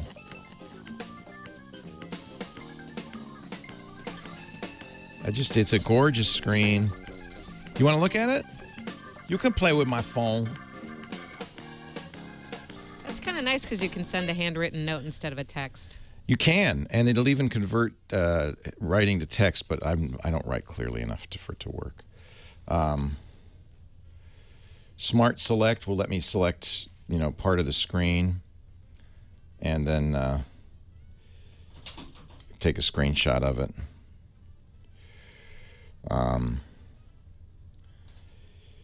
That's kind of cool. It has windowing. It's a beautiful Quad HD screen. It's really gorgeous. Battery life's good, and someday you'll be able to buy a second battery. They're still not available, but it's nice. It's very nice. Mr. Marquardt's over your shoulder? Mr. Marquardt, just remember, Hello. chicken is nothing but a bird. How are you? I am fine. How are you, Tovarish? I'm doing wonderful. Good. So... Whoa, I'm bright on this screen. I could turn you down. I have the power. Okay. Good. On the normal... Not that it matters. On the normal Not that it screen, I matters. think you're good. See how beautiful that is? It's just this monitor. I got a new light sitting You right have a little here. shine on your forehead, I do admit, there. but... That's okay. See, now you look good. I changed you. Now you look great. Awesome. Look how Awesome. good you look. Thank That's you. a photographer for you. Catherine Thank you very Hall much. was always worried about lighting, too. It's photographers. Is this lighting good? Yes. Yes, But hurrah. you've got awesome light in there. I'm lit by professionals. Yes, I can tell. Trained professionals. But you don't have that many LED panels anymore, don't you? 2. You have to. You still have I LEDs. have in 4. Those are fill and key, and then I have a giant soft box above me. Is that fluorescent? Yeah. That is fluorescent. Yeah, we okay. use a lot of fluorescents now because you know what? It's expensive to do LED, and they're not so Oh, yes. bright, frankly. I know. So you need a lot of them. So while it's low power, fluorescent's low power too. So yeah, we've been using all of our soft boxes are fluorescents. LEDs are quite good if you don't put a diffuser in front of them. Well, then they are pretty strong, but you have to put a diffuser, Right. otherwise you don't get the nice soft light. Right. So that takes away a lot They of the all have brightness. diffusers in front of them. Although if I look at it, it's got So they are bright. Anyway, what do you want to talk about? I want to talk about light and flash and why flash is so horrible. I agree. Or maybe it isn't, but maybe it doesn't have to be. So I want to talk about that. I love it. Web5054 says, I always carry a USB battery in a little holster that's connected to my Note 2, which is also in a holster on my belt, so I never run out of power. I'm not going to do that, I'm afraid. I do have external batteries. Like when we went to, I know. Heather, come on. That's your next internet date. That was a good I have a one. little holster on one side and a little holster on the other side. And hi. You don't mind a fanny pack on a man, do you? All right. Never mind, she says. Never mind. No, this has good battery life. This will get me through a day. Leo Laporte, the tech guy. Chris Marquardt is our photo guy. Joins us most weeks to talk about digital photography. He does it for a living, so you can trust him. Hi, Chris. I'm not sure that makes me that much more trustworthy. You can trust him. He's a professional. I'm a professional. Yes, I do this every day. Every day. I'm curious, actually. When you, so you shoot, you're a Nikon. What kind of camera do you use? Oh, I use any camera I can get my hands on, but mainly my professional tool of choice is an Nikon 5D Mark II. That's a and Canon. probably soon That's a 5D Canon. Mark II. Yeah, I got a Canon. Did I say Okay, Nikon or Canon? you can't trust this guy. He knows nothing. No, don't trust me. Don't trust me. No, it's because I put the Nikon in your head with Paul Simon. It's Yes, you did. you have 5D Mark II, which I like. I have a Mark II as well. Yes. And then that doesn't have a flash on it. Does your point and shoot have a flash on it? I don't have an actual point. Well, I do have the iPhone as a point and shoot, and that does have a flash It has on a it. flash. Although Apple has done a lot to make that flash pretty good. It has two LEDs, and it can do white balance by mixing and matching. And true, but it cannot do one thing, and that is change its location. So when we look at light, and we talked about this a couple of weeks ago, but it really applies to the flash thing. So thanks for bringing that up. Light has pretty much 4 main properties. It has intensity, and the camera will be able to regulate that and turn the flash down, and that's what an iPhone will do, and that's what most point-and-shoots will do, or DSLRs with a built-in flash. Light has a color, which is actually, flash has a color, which is pretty daylight-like in terms of the color. So the camera can handle that in terms of white balance usually pretty well, unless you are in a very mixed light situation, like you have a room lit with candles with very warm light, and then you use a flash in there. That'll kind of look weird sometimes. And then there are 2 more properties that are pretty much gonna determine how horrible it looks. And flash pictures sometimes tend to look horrible. I mean, we all had pictures taken with flash that just didn't look right, or did look, I don't know, people's faces looking like pancakes, you know. And that is the direction. And when you have be it an iPhone or an Android phone or any point-and-shoot camera, it's pretty much straight in your face, right? It comes from the camera and it goes straight in your face, and it's pretty much like the light you would get if you shown a flashlight straight into someone's face. It's not a nice light, right? It's no, it's harsh, and it's blinding thing, and it's also flat. It takes all the kind of the contour out of stuff. Am I right? It does, because it comes from the front, and so nothing casts a shadow. Things would cast shadows if you had the light come from the side, if you could take it off the camera. And the 4th property is the size of the light. And with our little flashes built in, those are pretty much point light sources. And if you have a light source that's a bit bigger, then you get a nicer light. You get a more diffuse light. You get nicer shadows. If you have a point light source, that will always make harsh shadows, and those don't really look nice. At least in some pictures, they don't look nice. So the thing is, if you want some nicer photos using flash, the problem, first of all, is with flash that it's hard to judge. If you are not a professional, it's hard to judge how the flash is going to look like, because it's so short that you can't really see what it's doing, right? If you have a light source that is on, a permanent light source, then you can clearly see what's happening. You can clearly see where the shadows fall and things. With the flash, it's kind of guesswork for most people. Right. So again, intensity, the camera will take care of that. The color, the camera can mostly take care of that. The direction, that's the first idea. If you have a camera with like a speed light on it, a flash that you put on the camera, you can change that direction. You don't have to point it straight at a face. You can, for example, flip it up and bounce the light off of a wall or off of a ceiling. And that will take care of 2 things.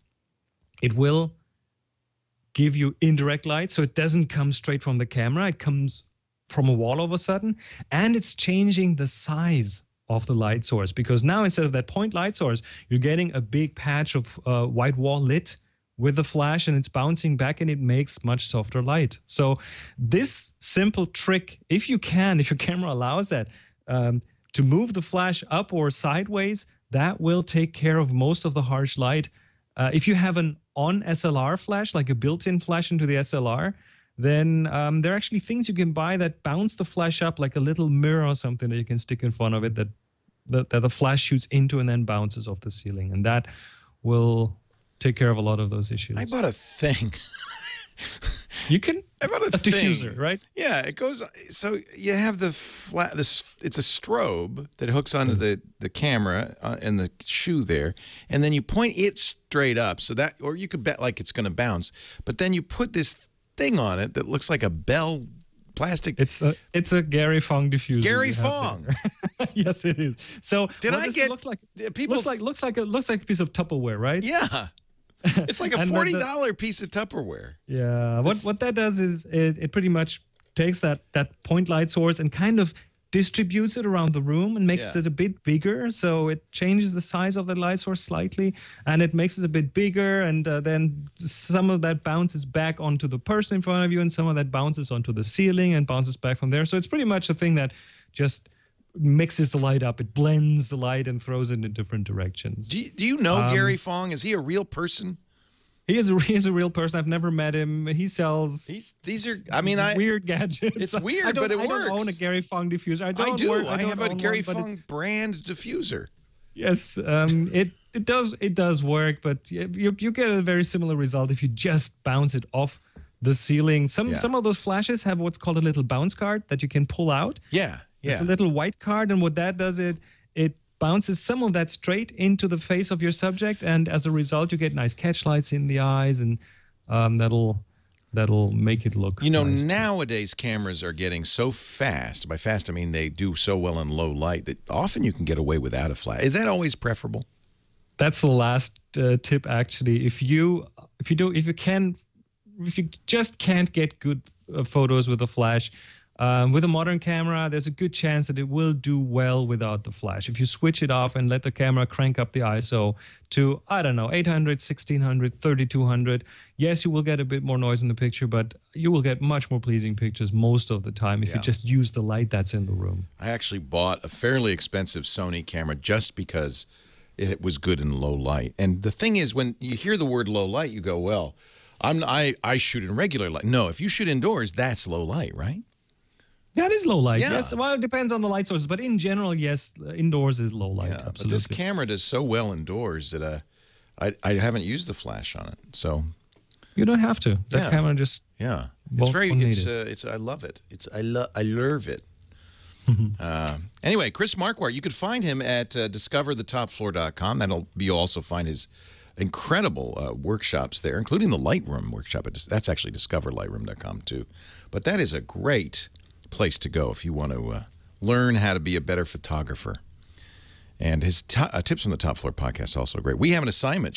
What is it? Shelfie? We need more shelfies. We definitely need more shelfies. So the way this goes is you put your camera on self-timer, like a 10-second timer. You put it up on a shelf, slightly above your head, and then you time it so that the camera goes off like 10 seconds later, and you jump in the air. So you photograph yourself jumping, and I want to see silly pictures. Heather, you want to do a shelfie? You and me will do a shelfie. All right. Heather, I want you on a shelfie. We're going to do a shelfie. Yep. We have a few people who actually submitted pictures of their shelves. That's not exactly the idea. No. They pointed the camera the wrong way. Yeah. Chris Marquardt, thank you so much, our photo guy. DiscoverTheTopFloor.com. Leo Laporte, the tech guy. More of your calls right after this. That's so funny. That's a picture of a shelf. We're going to do, at the next break, we're going to do a shelfie. You know what the problem is? The instructions say submit a shelfie on the Flickr page, but it doesn't really say what it is. And people who didn't listen to this show just probably have no idea what the instructions are. Now, the next problem is that instruction field. I know that Renee is probably fighting for space in that instructions field because it's too small. You can't really add more in there, so you can't really add long-winded instructions there. People don't read anyway. So. I own this group. I should be able to get in there, right? Well, you can edit that, but the field is very small, so I don't think you can actually add more stuff in there. Make a photo of you yourself jumping.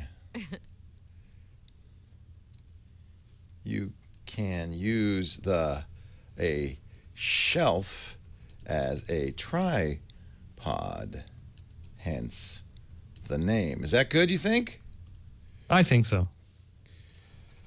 Enough space in the field to add the self-timer in there? Okay. Yes. Set a self-timer and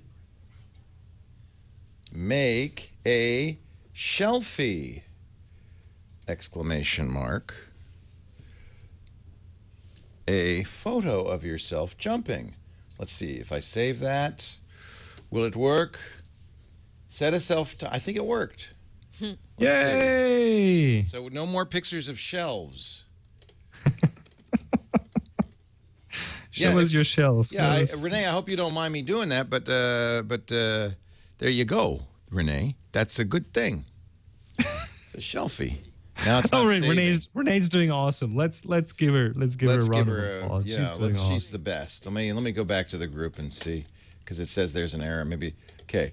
Set a self timer and make a shelfie. A photo of yourself jumping. You can use a shelf as a tripod, hence the name. Okay, good. That's it, right? I have to fix that. There's a typo here, but good. Looking cool. All right. No more pictures of shelves. All right. Thank you, Chris. Thank you. Talk to you again next See week. you later. Bye-bye. Next week, our assignment, shelves. Shelves you know and love. Leo Laporte, the Tech Guy. 8888, Ask Leo's the number. Paul in Virginia Beach. You're next. Hi, Paul. Leo Laporte. Hey, Leo, how are you? I'm very well. How are you? Second-time caller, long-time listener. All righty. Welcome. Thank you. I have a question. A few months back, some sort of search assistant got installed on my Mac, and quote. I put in air quotes, search assistant. Yeah, it's a big hassle. I get pop-ups even when I'm using Netflix and Hulu and YouTube, and I have pulled up on Chrome a tab here. I searched uninstall search.conduit on Mac, but if you can guide me, I'd really appreciate it, or give me some assistance. So you're on a Mac? Yes, sir. Interesting. Well, the good news is on a Mac, it's highly unlikely that it wormed its way too deeply into your system. Which browser are you using? Safari? No, I use Chrome predominantly, but I still get the hassle on Safari. So, that's interesting. So it's showing up on both browsers.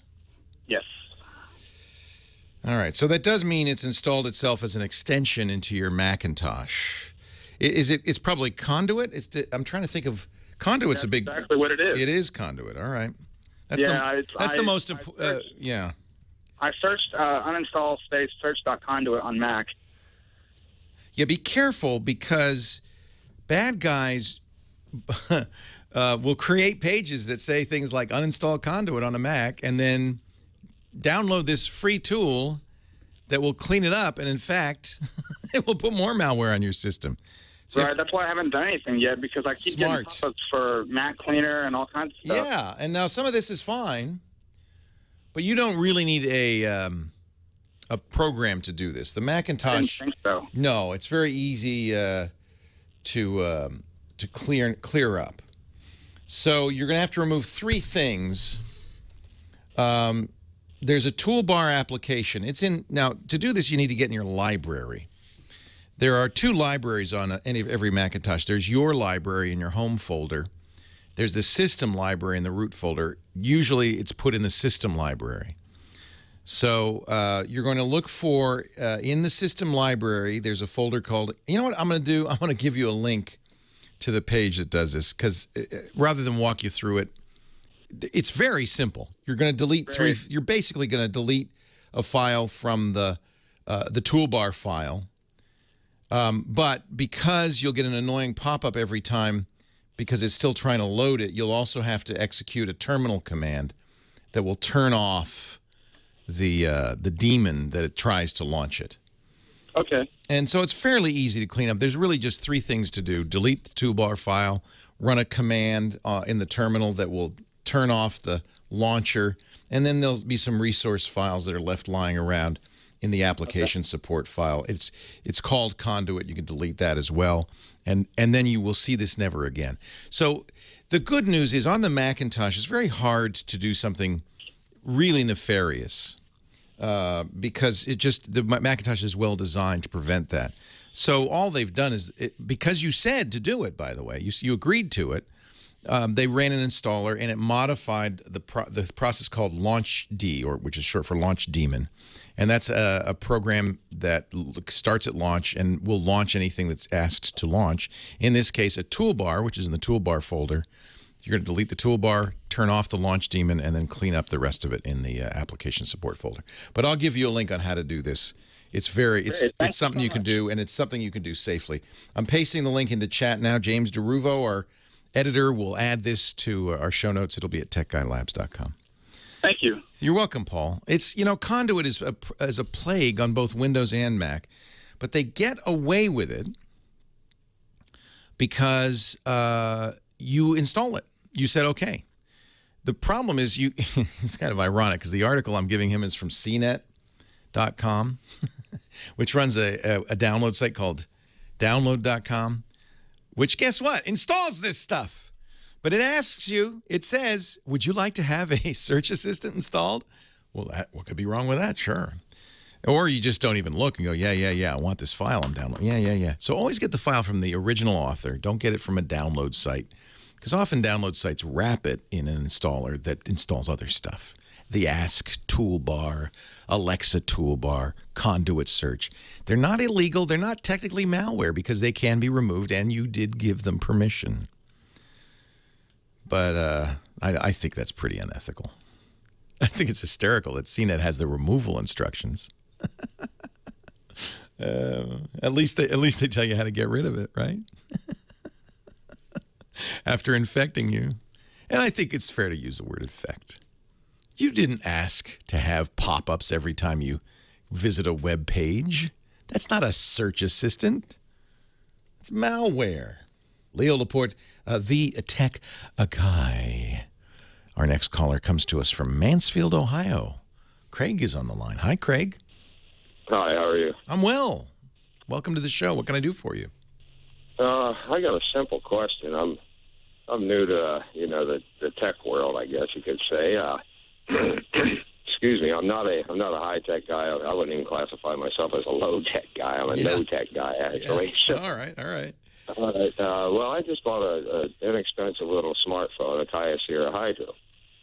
Yeah, that's a nice little phone. Okay, yeah. Yeah, not too bad. I kind of like it, My question was I get emails from a lady in Germany, and unfortunately it's all in German.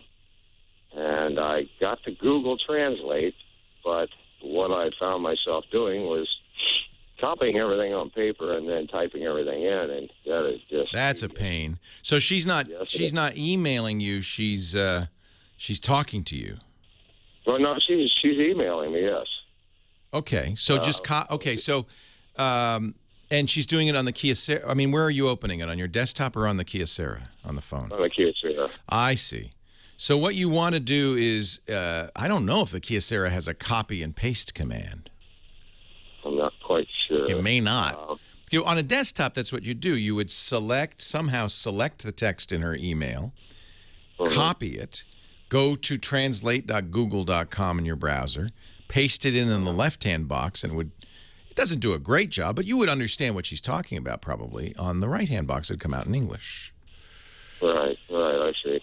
Yeah, I seen a thing on there on a website that I just browsed through, and it said that if you click the down arrow and change the language next to the reply arrow, then it would automatically translate it from German to English. Oh, but that doesn't work? Actually, mine doesn't have that on there. Yeah, you don't have a smartphone. That's the problem. Yeah, well, they call it a smartphone. You have a smart-ish phone. Yeah. So a smartphone, which is essentially just a computer with phone installed, would have a way to do this. And I think that down arrow is not appearing because your browser on the Kyocera isn't super sophisticated. And so I think that's really the issue. You don't have a tablet or a computer you can use for the emails? Well, yes, I actually do. My neighbor has a tablet. You could, or borrow or buy, the inexpensive $200 tablet like the Google Nexus 7 would do all that. You'd be able to read the email, translate it, reply back in English, and it would translate it back to German, too. Leo Laporte, the tech guy. Auf Wiedersehen.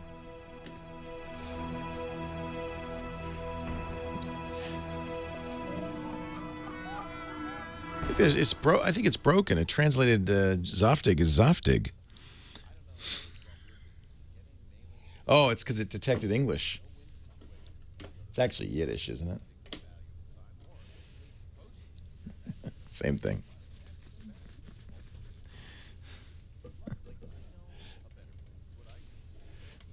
Let's go the other direction, huh?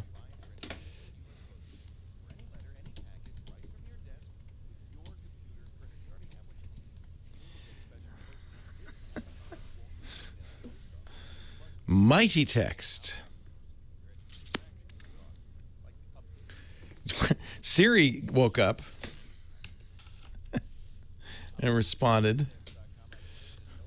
I started talking, and it says, I guess it heard me say something that sounded like, "Hey, Siri," and then it said, then it transcribed. Oh, it heard it again. "Hi, Siri. How the heck you doing? Would you marry me? Question mark. Oh, Siri, you coquette. Yeah, it heard me just go, "Hey, Siri."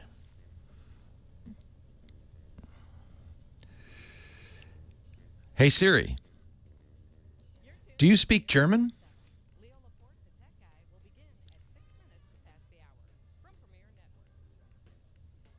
Wow, that's cool. So maybe you could read it to her and she would translate it. Siri, you're such a tease. Oh, I just have to say hey. Hey, Siri, you're such a tease. Oh! Burn. What'd she say?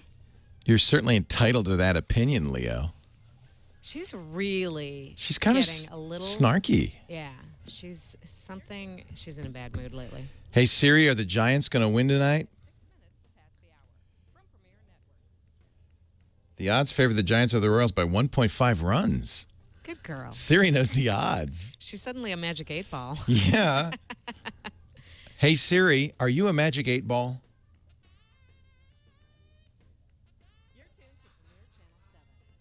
Hey, Siri, are you a magic 8-ball? Oh, I was hoping it would do other ones. Hey, Siri, you're a shiksa. Hey, Siri, you're a shiksa.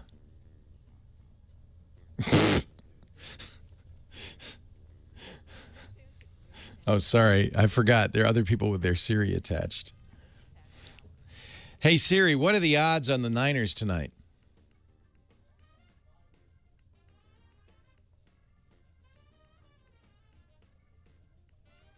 We better beat the Rams. Pfft. Wow, the Siri's a little booky. Siri, hey, Siri. Oh, look. Oh, that's so cute. Hey, Siri. Oh, what's going on there?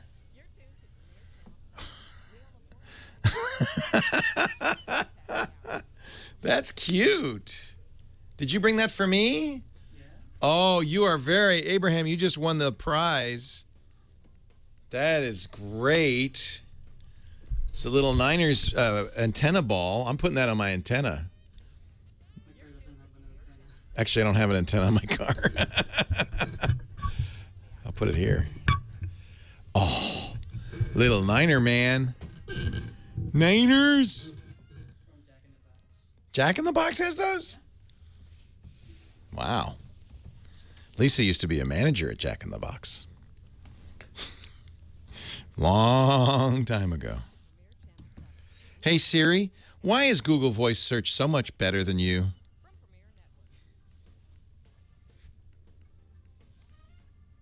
Siri flipped me off.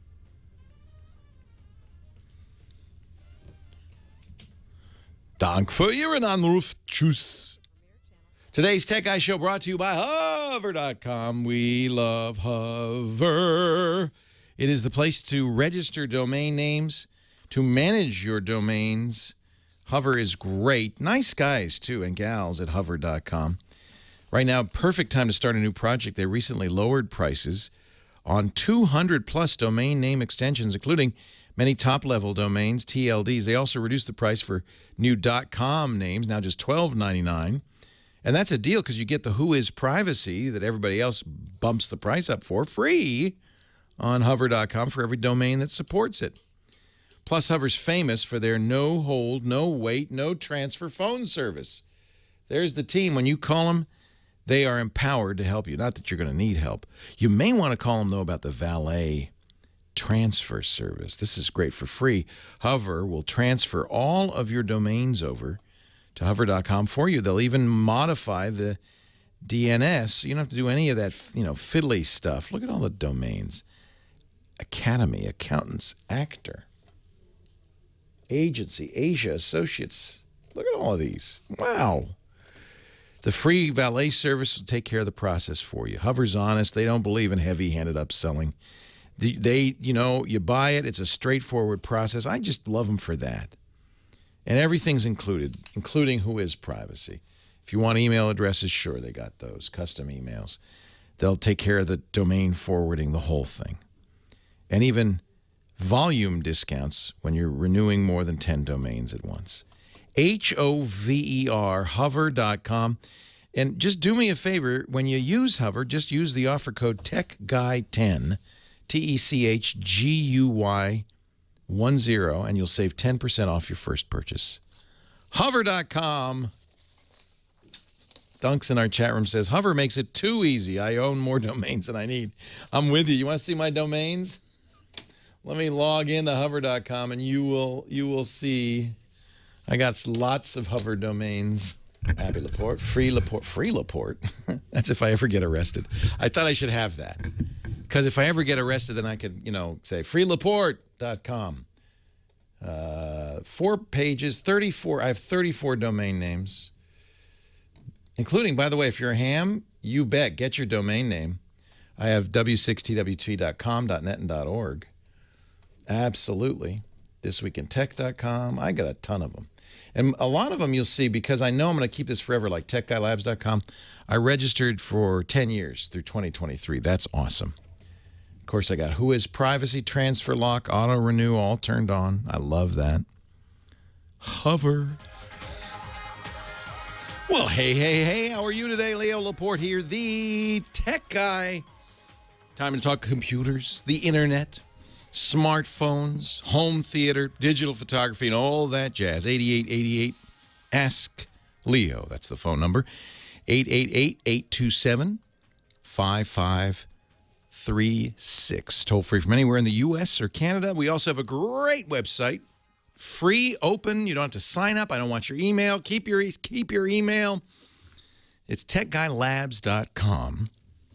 And I mention that because I often will refer you there. I'll say, well, I'll put a link in the show notes. That's what that means. The show notes are on the website, techguylabs.com. Everything I talk about, any link back to something or a product, it's all there. techguylabs.com. Joe in Costa de Casa, California. Hi, Joe. Hi, Leo. How are you? I'm well. Welcome to the show. What can I do for you? Well, I have a company, and most of my administrative staff, there are like 5 of them. They log in to our server through remote desktop services. And I want to set up another server, but it was such a pain to begin with Server 2008. The domain controllers, the client access licenses, the remote desktop licenses, the DCHP, and all of that. It's just a lot of work. Is there some OS that's a lot easier to accomplish that task?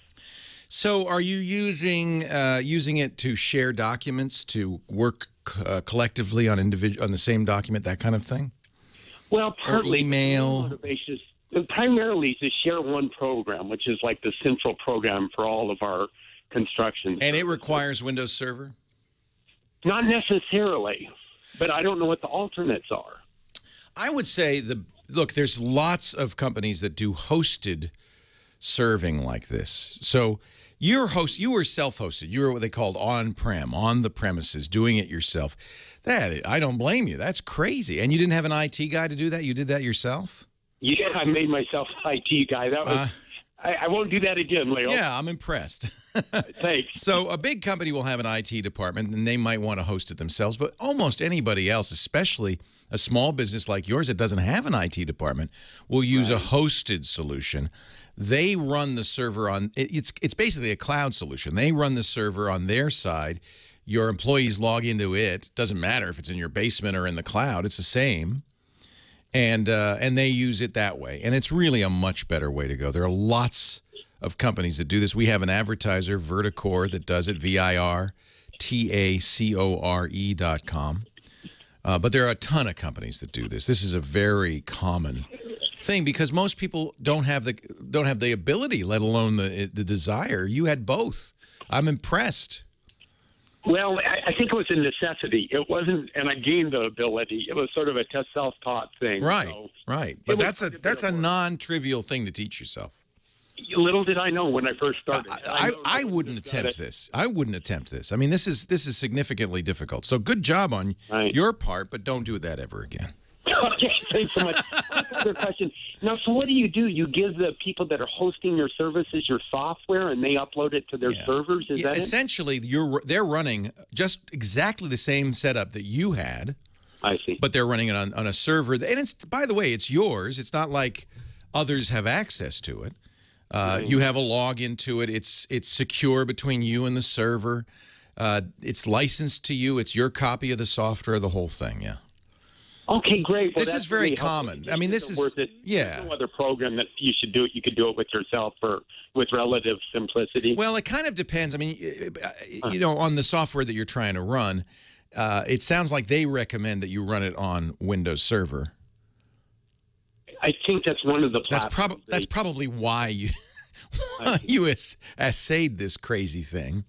You just looked at the specs and said, "Well, it'll do that." And you do need to have a server because it's complicated to have multiple people accessing the same file, and the server locks it and manages changes and stuff like that. So you did the right thing. So that's where remote desktop broker services come in, and that's why the server has all those different elements. Yeah, look for hosted server, hosted Windows Server. There are a million companies that do it. If you could, there's degrees of how much do-it-yourselfing you could do. You could set it up on Azure, Microsoft's cloud, but since you've already got the program, I would call Vertacor and say, "This is what I need to do. Can you help me?" Okay, great. I'll do it. All right. Another quick question for you. I have the Note 3. Is the Note 4 really worth the upgrade, or are you happy with the Note 3 compared? I think the Note 3 is great. I always upgrade every 5 minutes because my job is to look at the latest and greatest. I'll tell you what's better. Much, much better screen. Bigger, but also much higher resolution. It's almost 500 dots per inch. It is incredible. Camera, much improved. At that scale, it's noticeable. Is that right? Yeah, even at that scale. You make a good point. On a small screen, you probably don't need quad HD. But the text looks fabulous. The images look great, and the camera's better. I mean, these are things you may not care about. Stylus works the same. One thing I liked about it, I was not crazy. Samsung really puts itself in between you and the operating system. It really is half a Samsung device, half a Google device. And I like Android. I don't want Samsung to interpose itself. And I think I'm not alone because it's clear that Samsung heard this feedback. The Note 4 is much less Samsung-y and much more a pure Android. For instance, I don't like S-Voice, the Samsung version. I want to use Google Voice. And they make that easy on this one. Things like that. So I think it's a worthy upgrade in that regard. If you just bought the Note 3 in the last year, you probably shouldn't upgrade. Wait a year. I've had it since it came out. Typically, I do. If you're due for an upgrade, might as well. Yeah, I don't know if you are. I mean, I think the Note 3 is only a year old. But one good thing, you're used to a phone of that size. Right. It's not much. Even though it is bigger, it doesn't feel bigger in any respect. No, and I can't get rid of the pen. The pen has so many valuable functions. I love the S Pen. I agree, and that's one thing Samsung's got over every other device out there. Right. So I think that, thank you so much for your help. You've been wonderful. You're welcome. Thanks for calling. I appreciate it. I really like the Note 4. I think Samsung did a good job with this. They listened. They took out, one of the things, the camera on the Note 3 has 80 different modes, weird modes like golf swing mode. I'm not going to use that. I don't play golf. The new camera has many of the same modes, but doesn't turn them on unless you explicitly say so. So that's nice. There's still a few places where Samsung kind of gets involved, and, I wish they didn't. It's there, but they're minor. For instance, when you're sharing something, the choices when you share something are almost always Samsung programs show up first, not the programs you use the most, little things like that. But essentially, it's close to pure Android. And certainly close enough for me. And I do like the additions of the S Pen and the other things that Samsung has done. So while I probably won't stay with this phone too long, because I'm waiting for the Nexus 6 to come out, and I think that's going to be a great, pure Google experience. I think this is a great choice. I have no problem with this. And I think a very worthy successor, a evolutionary improvement over the Note 3. Not a revolution, an evolution. But you know, everything's an evolution now. We were talking yesterday about the new iPads. Not a revolutionary change. If you're using an iPad mini, the new one is barely changed at all. All they've done is add the fingerprint reader, Touch ID. If you use an iPad Air, the iPad Air 2 is 1 millimeter thinner. That means they shaved 15% off the battery, but it's close to the same battery life. It's a little bit lighter, although we did a little test in the studio yesterday. Nobody could tell the difference between an old Air and the new Air. With the blindfold test, they couldn't tell the difference. It's got a fingerprint reader. It's got a better camera. It's evolutionary. And I think we're at that point now in many technologies where big innovations just aren't going to happen. Leo Laporte, the tech guy.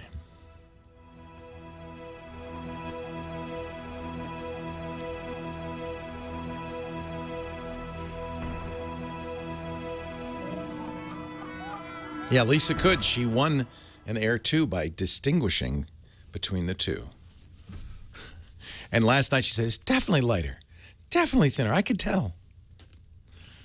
No, Lollipop isn't out for anybody unless you use the dev version. Samsung has hinted in on their Twitter feed, they hinted that the Note 4 would get Lollipop soon. And the rumor mill has said end of November, early December. I find that very hard to believe. It comes with KitKat, which is fine. I think Lollipop is going to be the way to go with Android version 5. But the first phones to come out with Lollipop will be the Nexus 6. Well, maybe the Nexus. Does anybody have a Nexus 9 yet? If you have a Nexus 9, I guess that has Lollipop on it. Project Era is never going to see the light of day. Don't hold your breath for that. That's the snap together Lego phones. Love Inbox. Loves me some Inbox. Let's see. Project Era. January.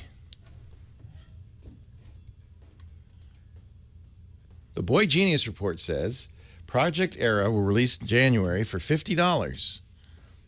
Sure.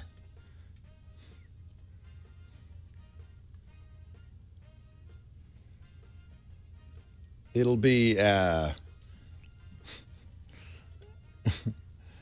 available at a developers conference. It's basically like the Raspberry Pi. You can have one. Go get one. Leo Laporte, the Magic Tech Guy. 8888 Ask Leo. That's the phone number. George in Houston, you're next. Hi, George. Yes, hi. I have a tablet computer running Android 4 point something. I don't know what the exact software is. And I also have a laptop running a Windows Vista. And I'd like to know, can I connect either one of those to my high-definition television? Yeah, both of them. The easiest, of course, would be if that Windows laptop had an HDMI output. Probably doesn't, but if it does, then you just hook it up. I don't think it does, just USB. Just USB. And now the tablet, is it a brand name or is it kind of an off-brand tablet? It's an off-brand Instinct from Best Buy, only USB. Yeah, sometimes like Samsungs have something that allows you to use the USB to hook it up to a TV. I doubt an inexpensive off-brand tablet would. So in both cases, you're going to want to use the airwaves to get to your TV set. And there are a lot of ways to do that. The cheapest, easiest would be to go out and get a Chromecast. That's from Google, $35. Okay. It has an HDMI port on it, so you plug it into the back of your TV. It also needs power. It has a USB port, so you plug it in. And now you have Wi-Fi in the house? Yes. Okay. So you're going to, on your Android tablet, you're going to download a free program from Google called Chromecast. You'll launch it. The tablet is, I presume, on your Wi-Fi network. They both need to be.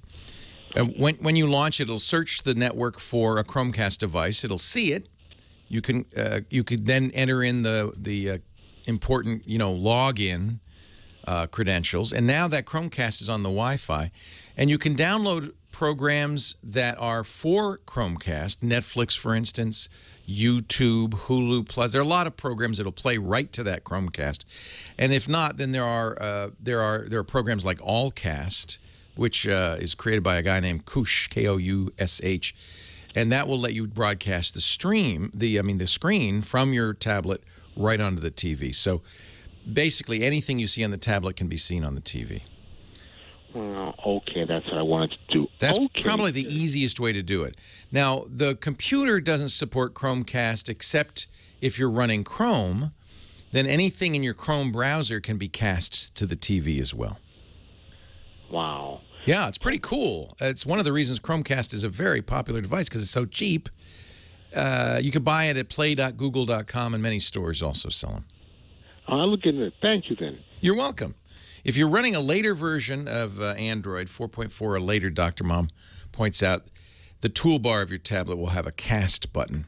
Looks like a little TV set, and you hit that, and then you don't even need anything. You don't need Allcast. Anything on your screen will be on the TV. It works really well. I'm a big fan of the Chromecast.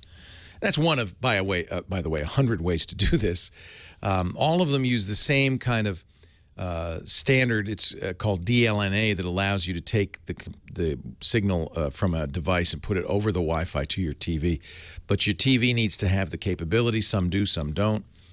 Some have some proprietary technologies that are essentially DLNA. The Chromecast is kind of a mushmash of something called Dial and DLNA. Apple TV has a similar capability called AirPlay that is basically an Apple version of DLNA. All of these are roughly the same idea, which is using Wi-Fi to get content into your TV. But you got to have that capability in your TV. So really the easiest way to do this is put a Chromecast on the TV. Then you're just adding that capability to the TV. And it works a lot better, frankly, than just generic DLNA. Earl in Lakeside, California. Leo Laporte, the tech guy.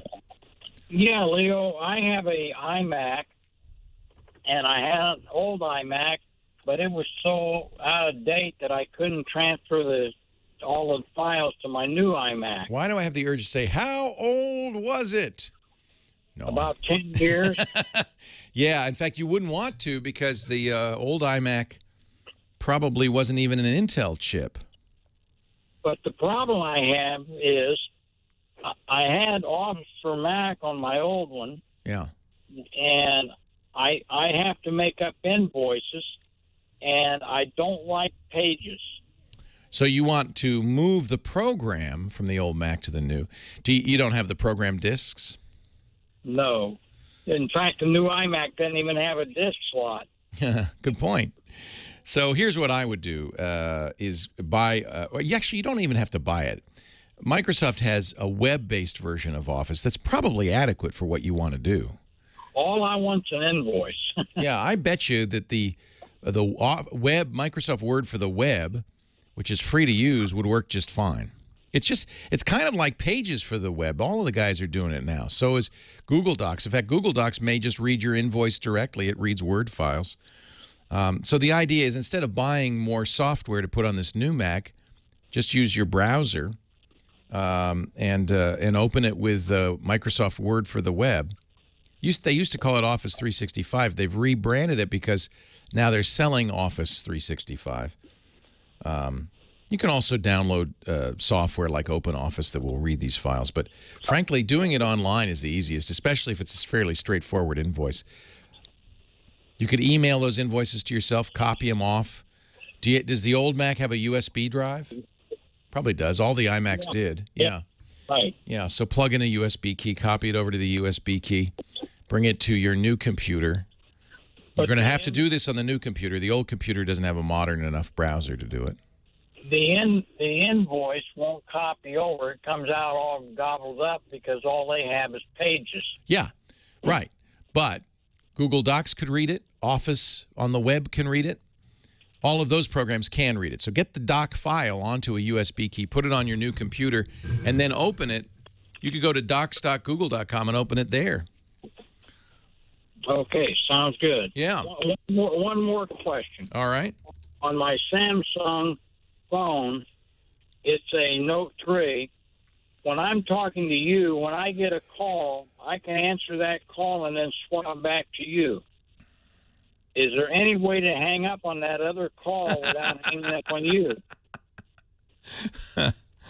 Sounds like a no to me. Wait a minute. I have to understand this here. Say that again. Okay, I'm talking to you. Yeah, on the phone. On the phone. My wife calls. Yeah. And I answer her call. You put me on hold, and you answer her call. And then I swap back to you. You swap back to me. She's still on hold now. Yeah. And now, right now, it says, I called you on the top. On the bottom, it says her cell is on hold. Yeah, you have to pick her up and hang up and then go back to me. Actually, it will automatically go back to me when you hang up on her. Is that right? Or you can do a three-way call and we can all talk. No, yeah, you switch. So one of us is always on hold. You got two calls going. One's on hold, one's going. The call you don't want, switch to it and hang up. She'll go away and I'll come back. Okay. Does that make sense? Right. And then Microsoft Office is at office.com. And it's free to use, and it should read that no problem. Leo Laporte, the tech guy. So you go to Word Online. You say, now I guess you have to get the document to OneDrive, huh? Can you not open a document on the hard drive? That's kind of silly. Yeah, hang up on me. Don't hang up on your wife. So there's Word. This is actually an amazingly competent version of Word. Yeah, you have to get your document to OneDrive first, though, I guess. So you just need to download the OneDrive app and upload it to the OneDrive, and then you can open it. I will have a 5K iMac. I thought I was going to have it for today to do an unboxing, but actually it comes tomorrow, alas. Leo Laporte, the tech guy. Kathy in Ventura is next. Hi, Kathy. Hi, Leo. Welcome to the show. Thank you very much. I always appreciate your time. Oh, well, it's always good to talk to you. What can I do for you today? Well, I have an interesting situation here. I was attempting to apply for a job. Okay. I was able to download. You couldn't just turn in a resume. You have to fill out their form. Well, they want it typed, but there's no way to type it. It doesn't populate. So you have to download it. I think this is a test, and if you could solve this problem, you get the job. Exactly. That's what it feels like. Either that, or more likely, they have no idea what they're doing. Yeah, that too. Don't know that I want to work there, but well, you know, it's a job's a job, right? A job's a job. Nowadays, you're glad to have it. I know. So a friend of mine told me about some program or something, but she couldn't remember what it was, that you could download this form into and then save it, type it in, and print it out and mail it in that way. Well, let's see if we can solve the problem and actually do it on your computer. I presume the form is a PDF file. Yes, but it's not a writable page. You can't fill it in. Oh, you're smart enough to know the difference. Yeah. I don't know a lot, but I do know that. There probably are programs, however, that you can use to edit a form even if it's not a writable PDF. So it's possible to create PDFs, which stands for Portable Document Format. It's possible to create locked PDFs, but it's also possible to create fillable forms. However, even a locked PDF can be written to. The text is, because a locked PDF is a picture, right? It's just a picture with no information, just a picture of that page. But you can put more text on top of the picture and save it out, and they'll go, amazing, she figured out our conundrum. The problem is you can't just do that with Adobe Reader. You need a program that'll let you do that. Adobe Reader. Okay. Well, so Mac or PC? PC. Okay. Yeah, you need a program that can open the PDF and then edit the PDF. And I don't recommend Adobe Reader, actually. Okay. So don't run down and run out and get that. I would say I'm looking. I mean, there's quite a few solutions. I want to find a free one for you. Free is good when I'm not working. Free is good. We're looking for work. Try. I think the Foxit Reader will do this. So it's free from FOX, like the, I wonder what the Fox says. Foxit software.com. Foxit. It's free, and I'm pretty sure that you can use it to edit even protected PDFs. That's awesome. I don't think they protected it. I think it's just not a fillable form. And I asked them, I called them and I said, what the heck? And they said, yeah, we still use typewriters around here. So they thought you would, okay, so it wasn't a test. They just didn't know any better. They thought you would download it, print it, roll it into your typewriter, tap, tap, tap, fill it out on your typewriter, scan it, and then email it back to them. Oh, no, not even email. I had to put it in the mail. Oh, mail it to them. Oh, do you have a printer? I do. I can print it out, or I can mail it to You just them. don't have a typewriter. Who has a typewriter? I have a typewriter. Who has a typewriter? They expect people to have a typewriter? Well, I did actually. I found one that I could borrow, but I thought, oh my God, if there's an easier way, I'm going to try that first. What company is this? Is it? It's the lovely state of California. It's the state of California. Yep. I thought you were going to say Western Union or something. No, you would The think. Bigelow Buggy Whip Company. Oh, state of California. They expect applicants to their job to own a typewriter. Yes. So I guess I won't be bringing work home since I have no typewriter. So yeah, if you have there's plenty of software out there. I would try Foxit, where you would open the PDF. On a Mac, you can do this without any additional software. You open the PDF, and you look on the toolbar of Foxit, and there's a text tool, and you could just type right onto the PDF, save it back out, and print it. And if you use a typewriter font, they'll not know the difference. If you don't, they'll go, "Wow, she must have a Selectric. What if one of them font balls?" No, they might hire me to be their IT person. They probably should. State of California expects applicants to own a typewriter. Yeah. Wow. Yep. Well, I appreciate that. You know what? I have one other very silly, quick question for you, Yeah. if you have time. I got a brand new computer, and the guy came over yesterday, and it's all set up and working great. But I'm really, really unhappy because my Spider Solitaire went away. Oh, Microsoft. Yeah. I'm sure there's a download for Spider Solitaire. Be careful where you get it from. That's what I was worried about. Yeah, I didn't want to affect my brand new computer. Yeah. I see quite a few free Spider Solitaire. Not that I was concerned. I didn't want to download. No. They have it for, ironically, they have it for Android. Microsoft does. Boy, I see a ton of them. Here's the Washington Post. Now, that's got to be safe. The Washington Post games.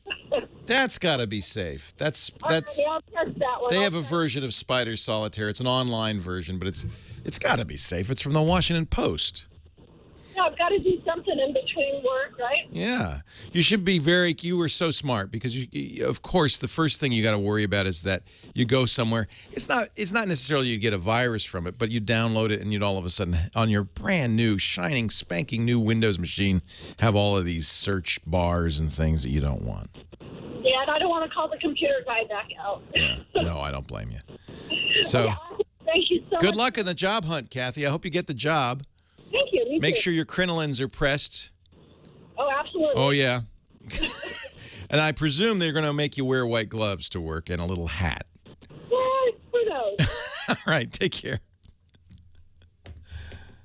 There must be a miscommunication. There's no way an employer could expect a prospective employee to, because of course they know, well, you can go online, so you have a computer, you can download it, you can print it, so you have a printer. Surely they don't expect you to type it and mail it. That would be crazy. And a number of people in the chat room are saying, no. The state of California's forms all have are fillable fields, but maybe not. I don't know. Maybe it's a weird department. it's the Department of Button-Up Shoes or something. I don't know.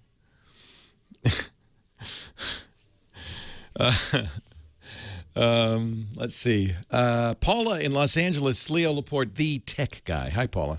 Hi there, Leo. Thank you for taking my call.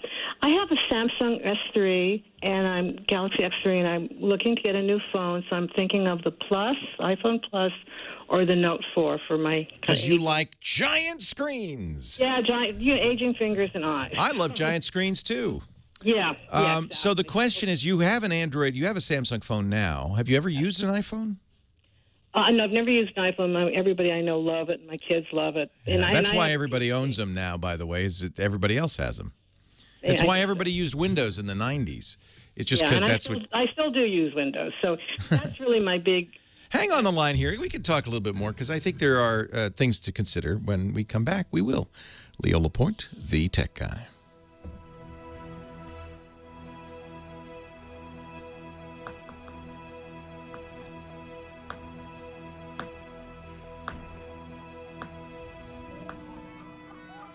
I mean, they may have fillable forms and then expect you to mail it. That I could understand.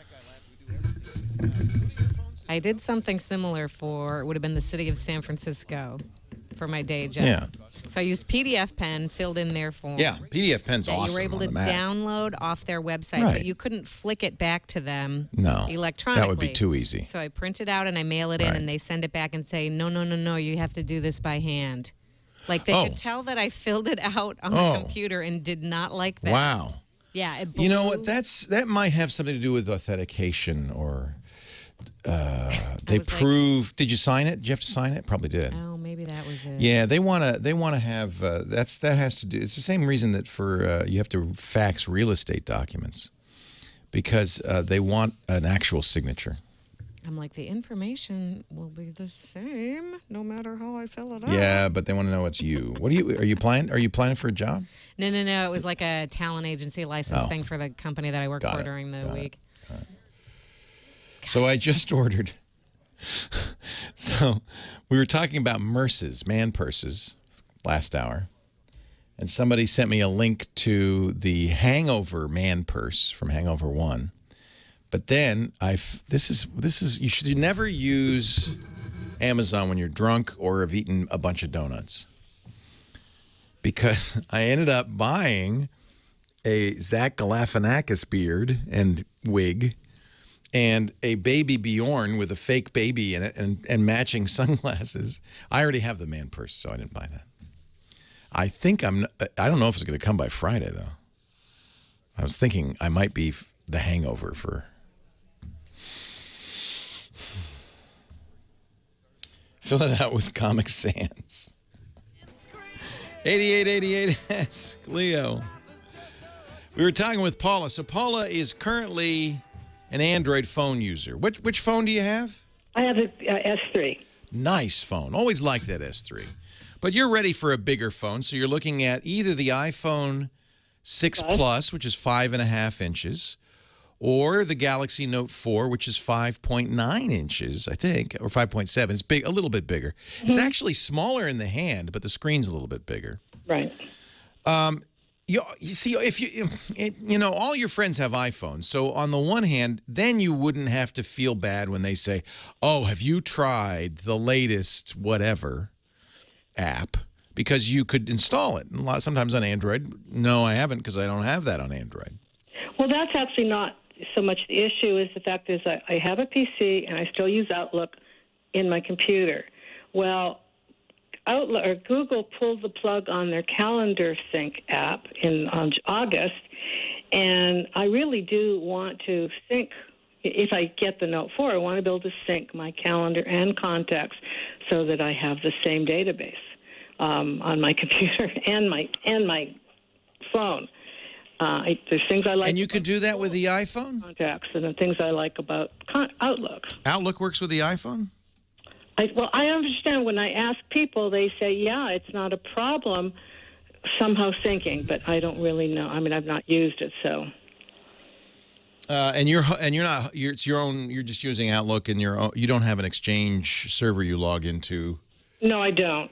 And I think if I had an Exchange server, then it would not be an issue. But it would not. No, it would not. Probably not.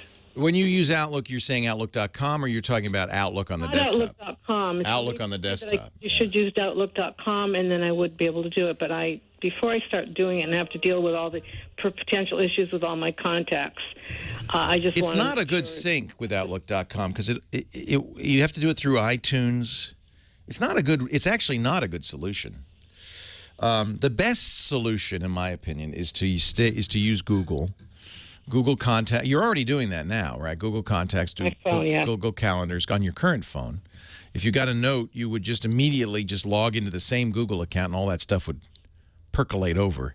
Mm-hmm. But you aren't currently synchronizing your Outlook with your Google stuff. Not anymore. And no, you'd like to be. I was able to synchronize the calendar, but they pulled the plug on that, so. No, I can't synchronize from Outlook to Google, and that's really what I'd like to do. Yeah, it is a little frustrating that Google killed that sync.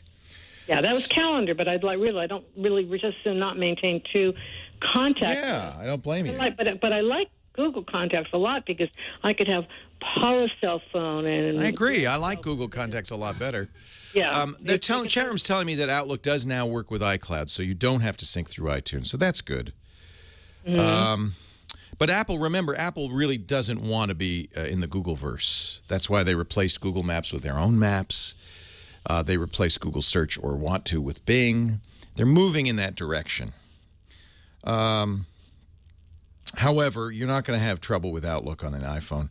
I just don't. I don't use Outlook, so I don't know how it works with Android these days. Well, that's my concern. Yeah. Yeah, and I don't blame you. I don't want to say to you, stop using Outlook, but that's what I would do. But let me see if the chat room has any experience with software. If you were using desktop Outlook, in particular, you want to synchronize the contacts, right?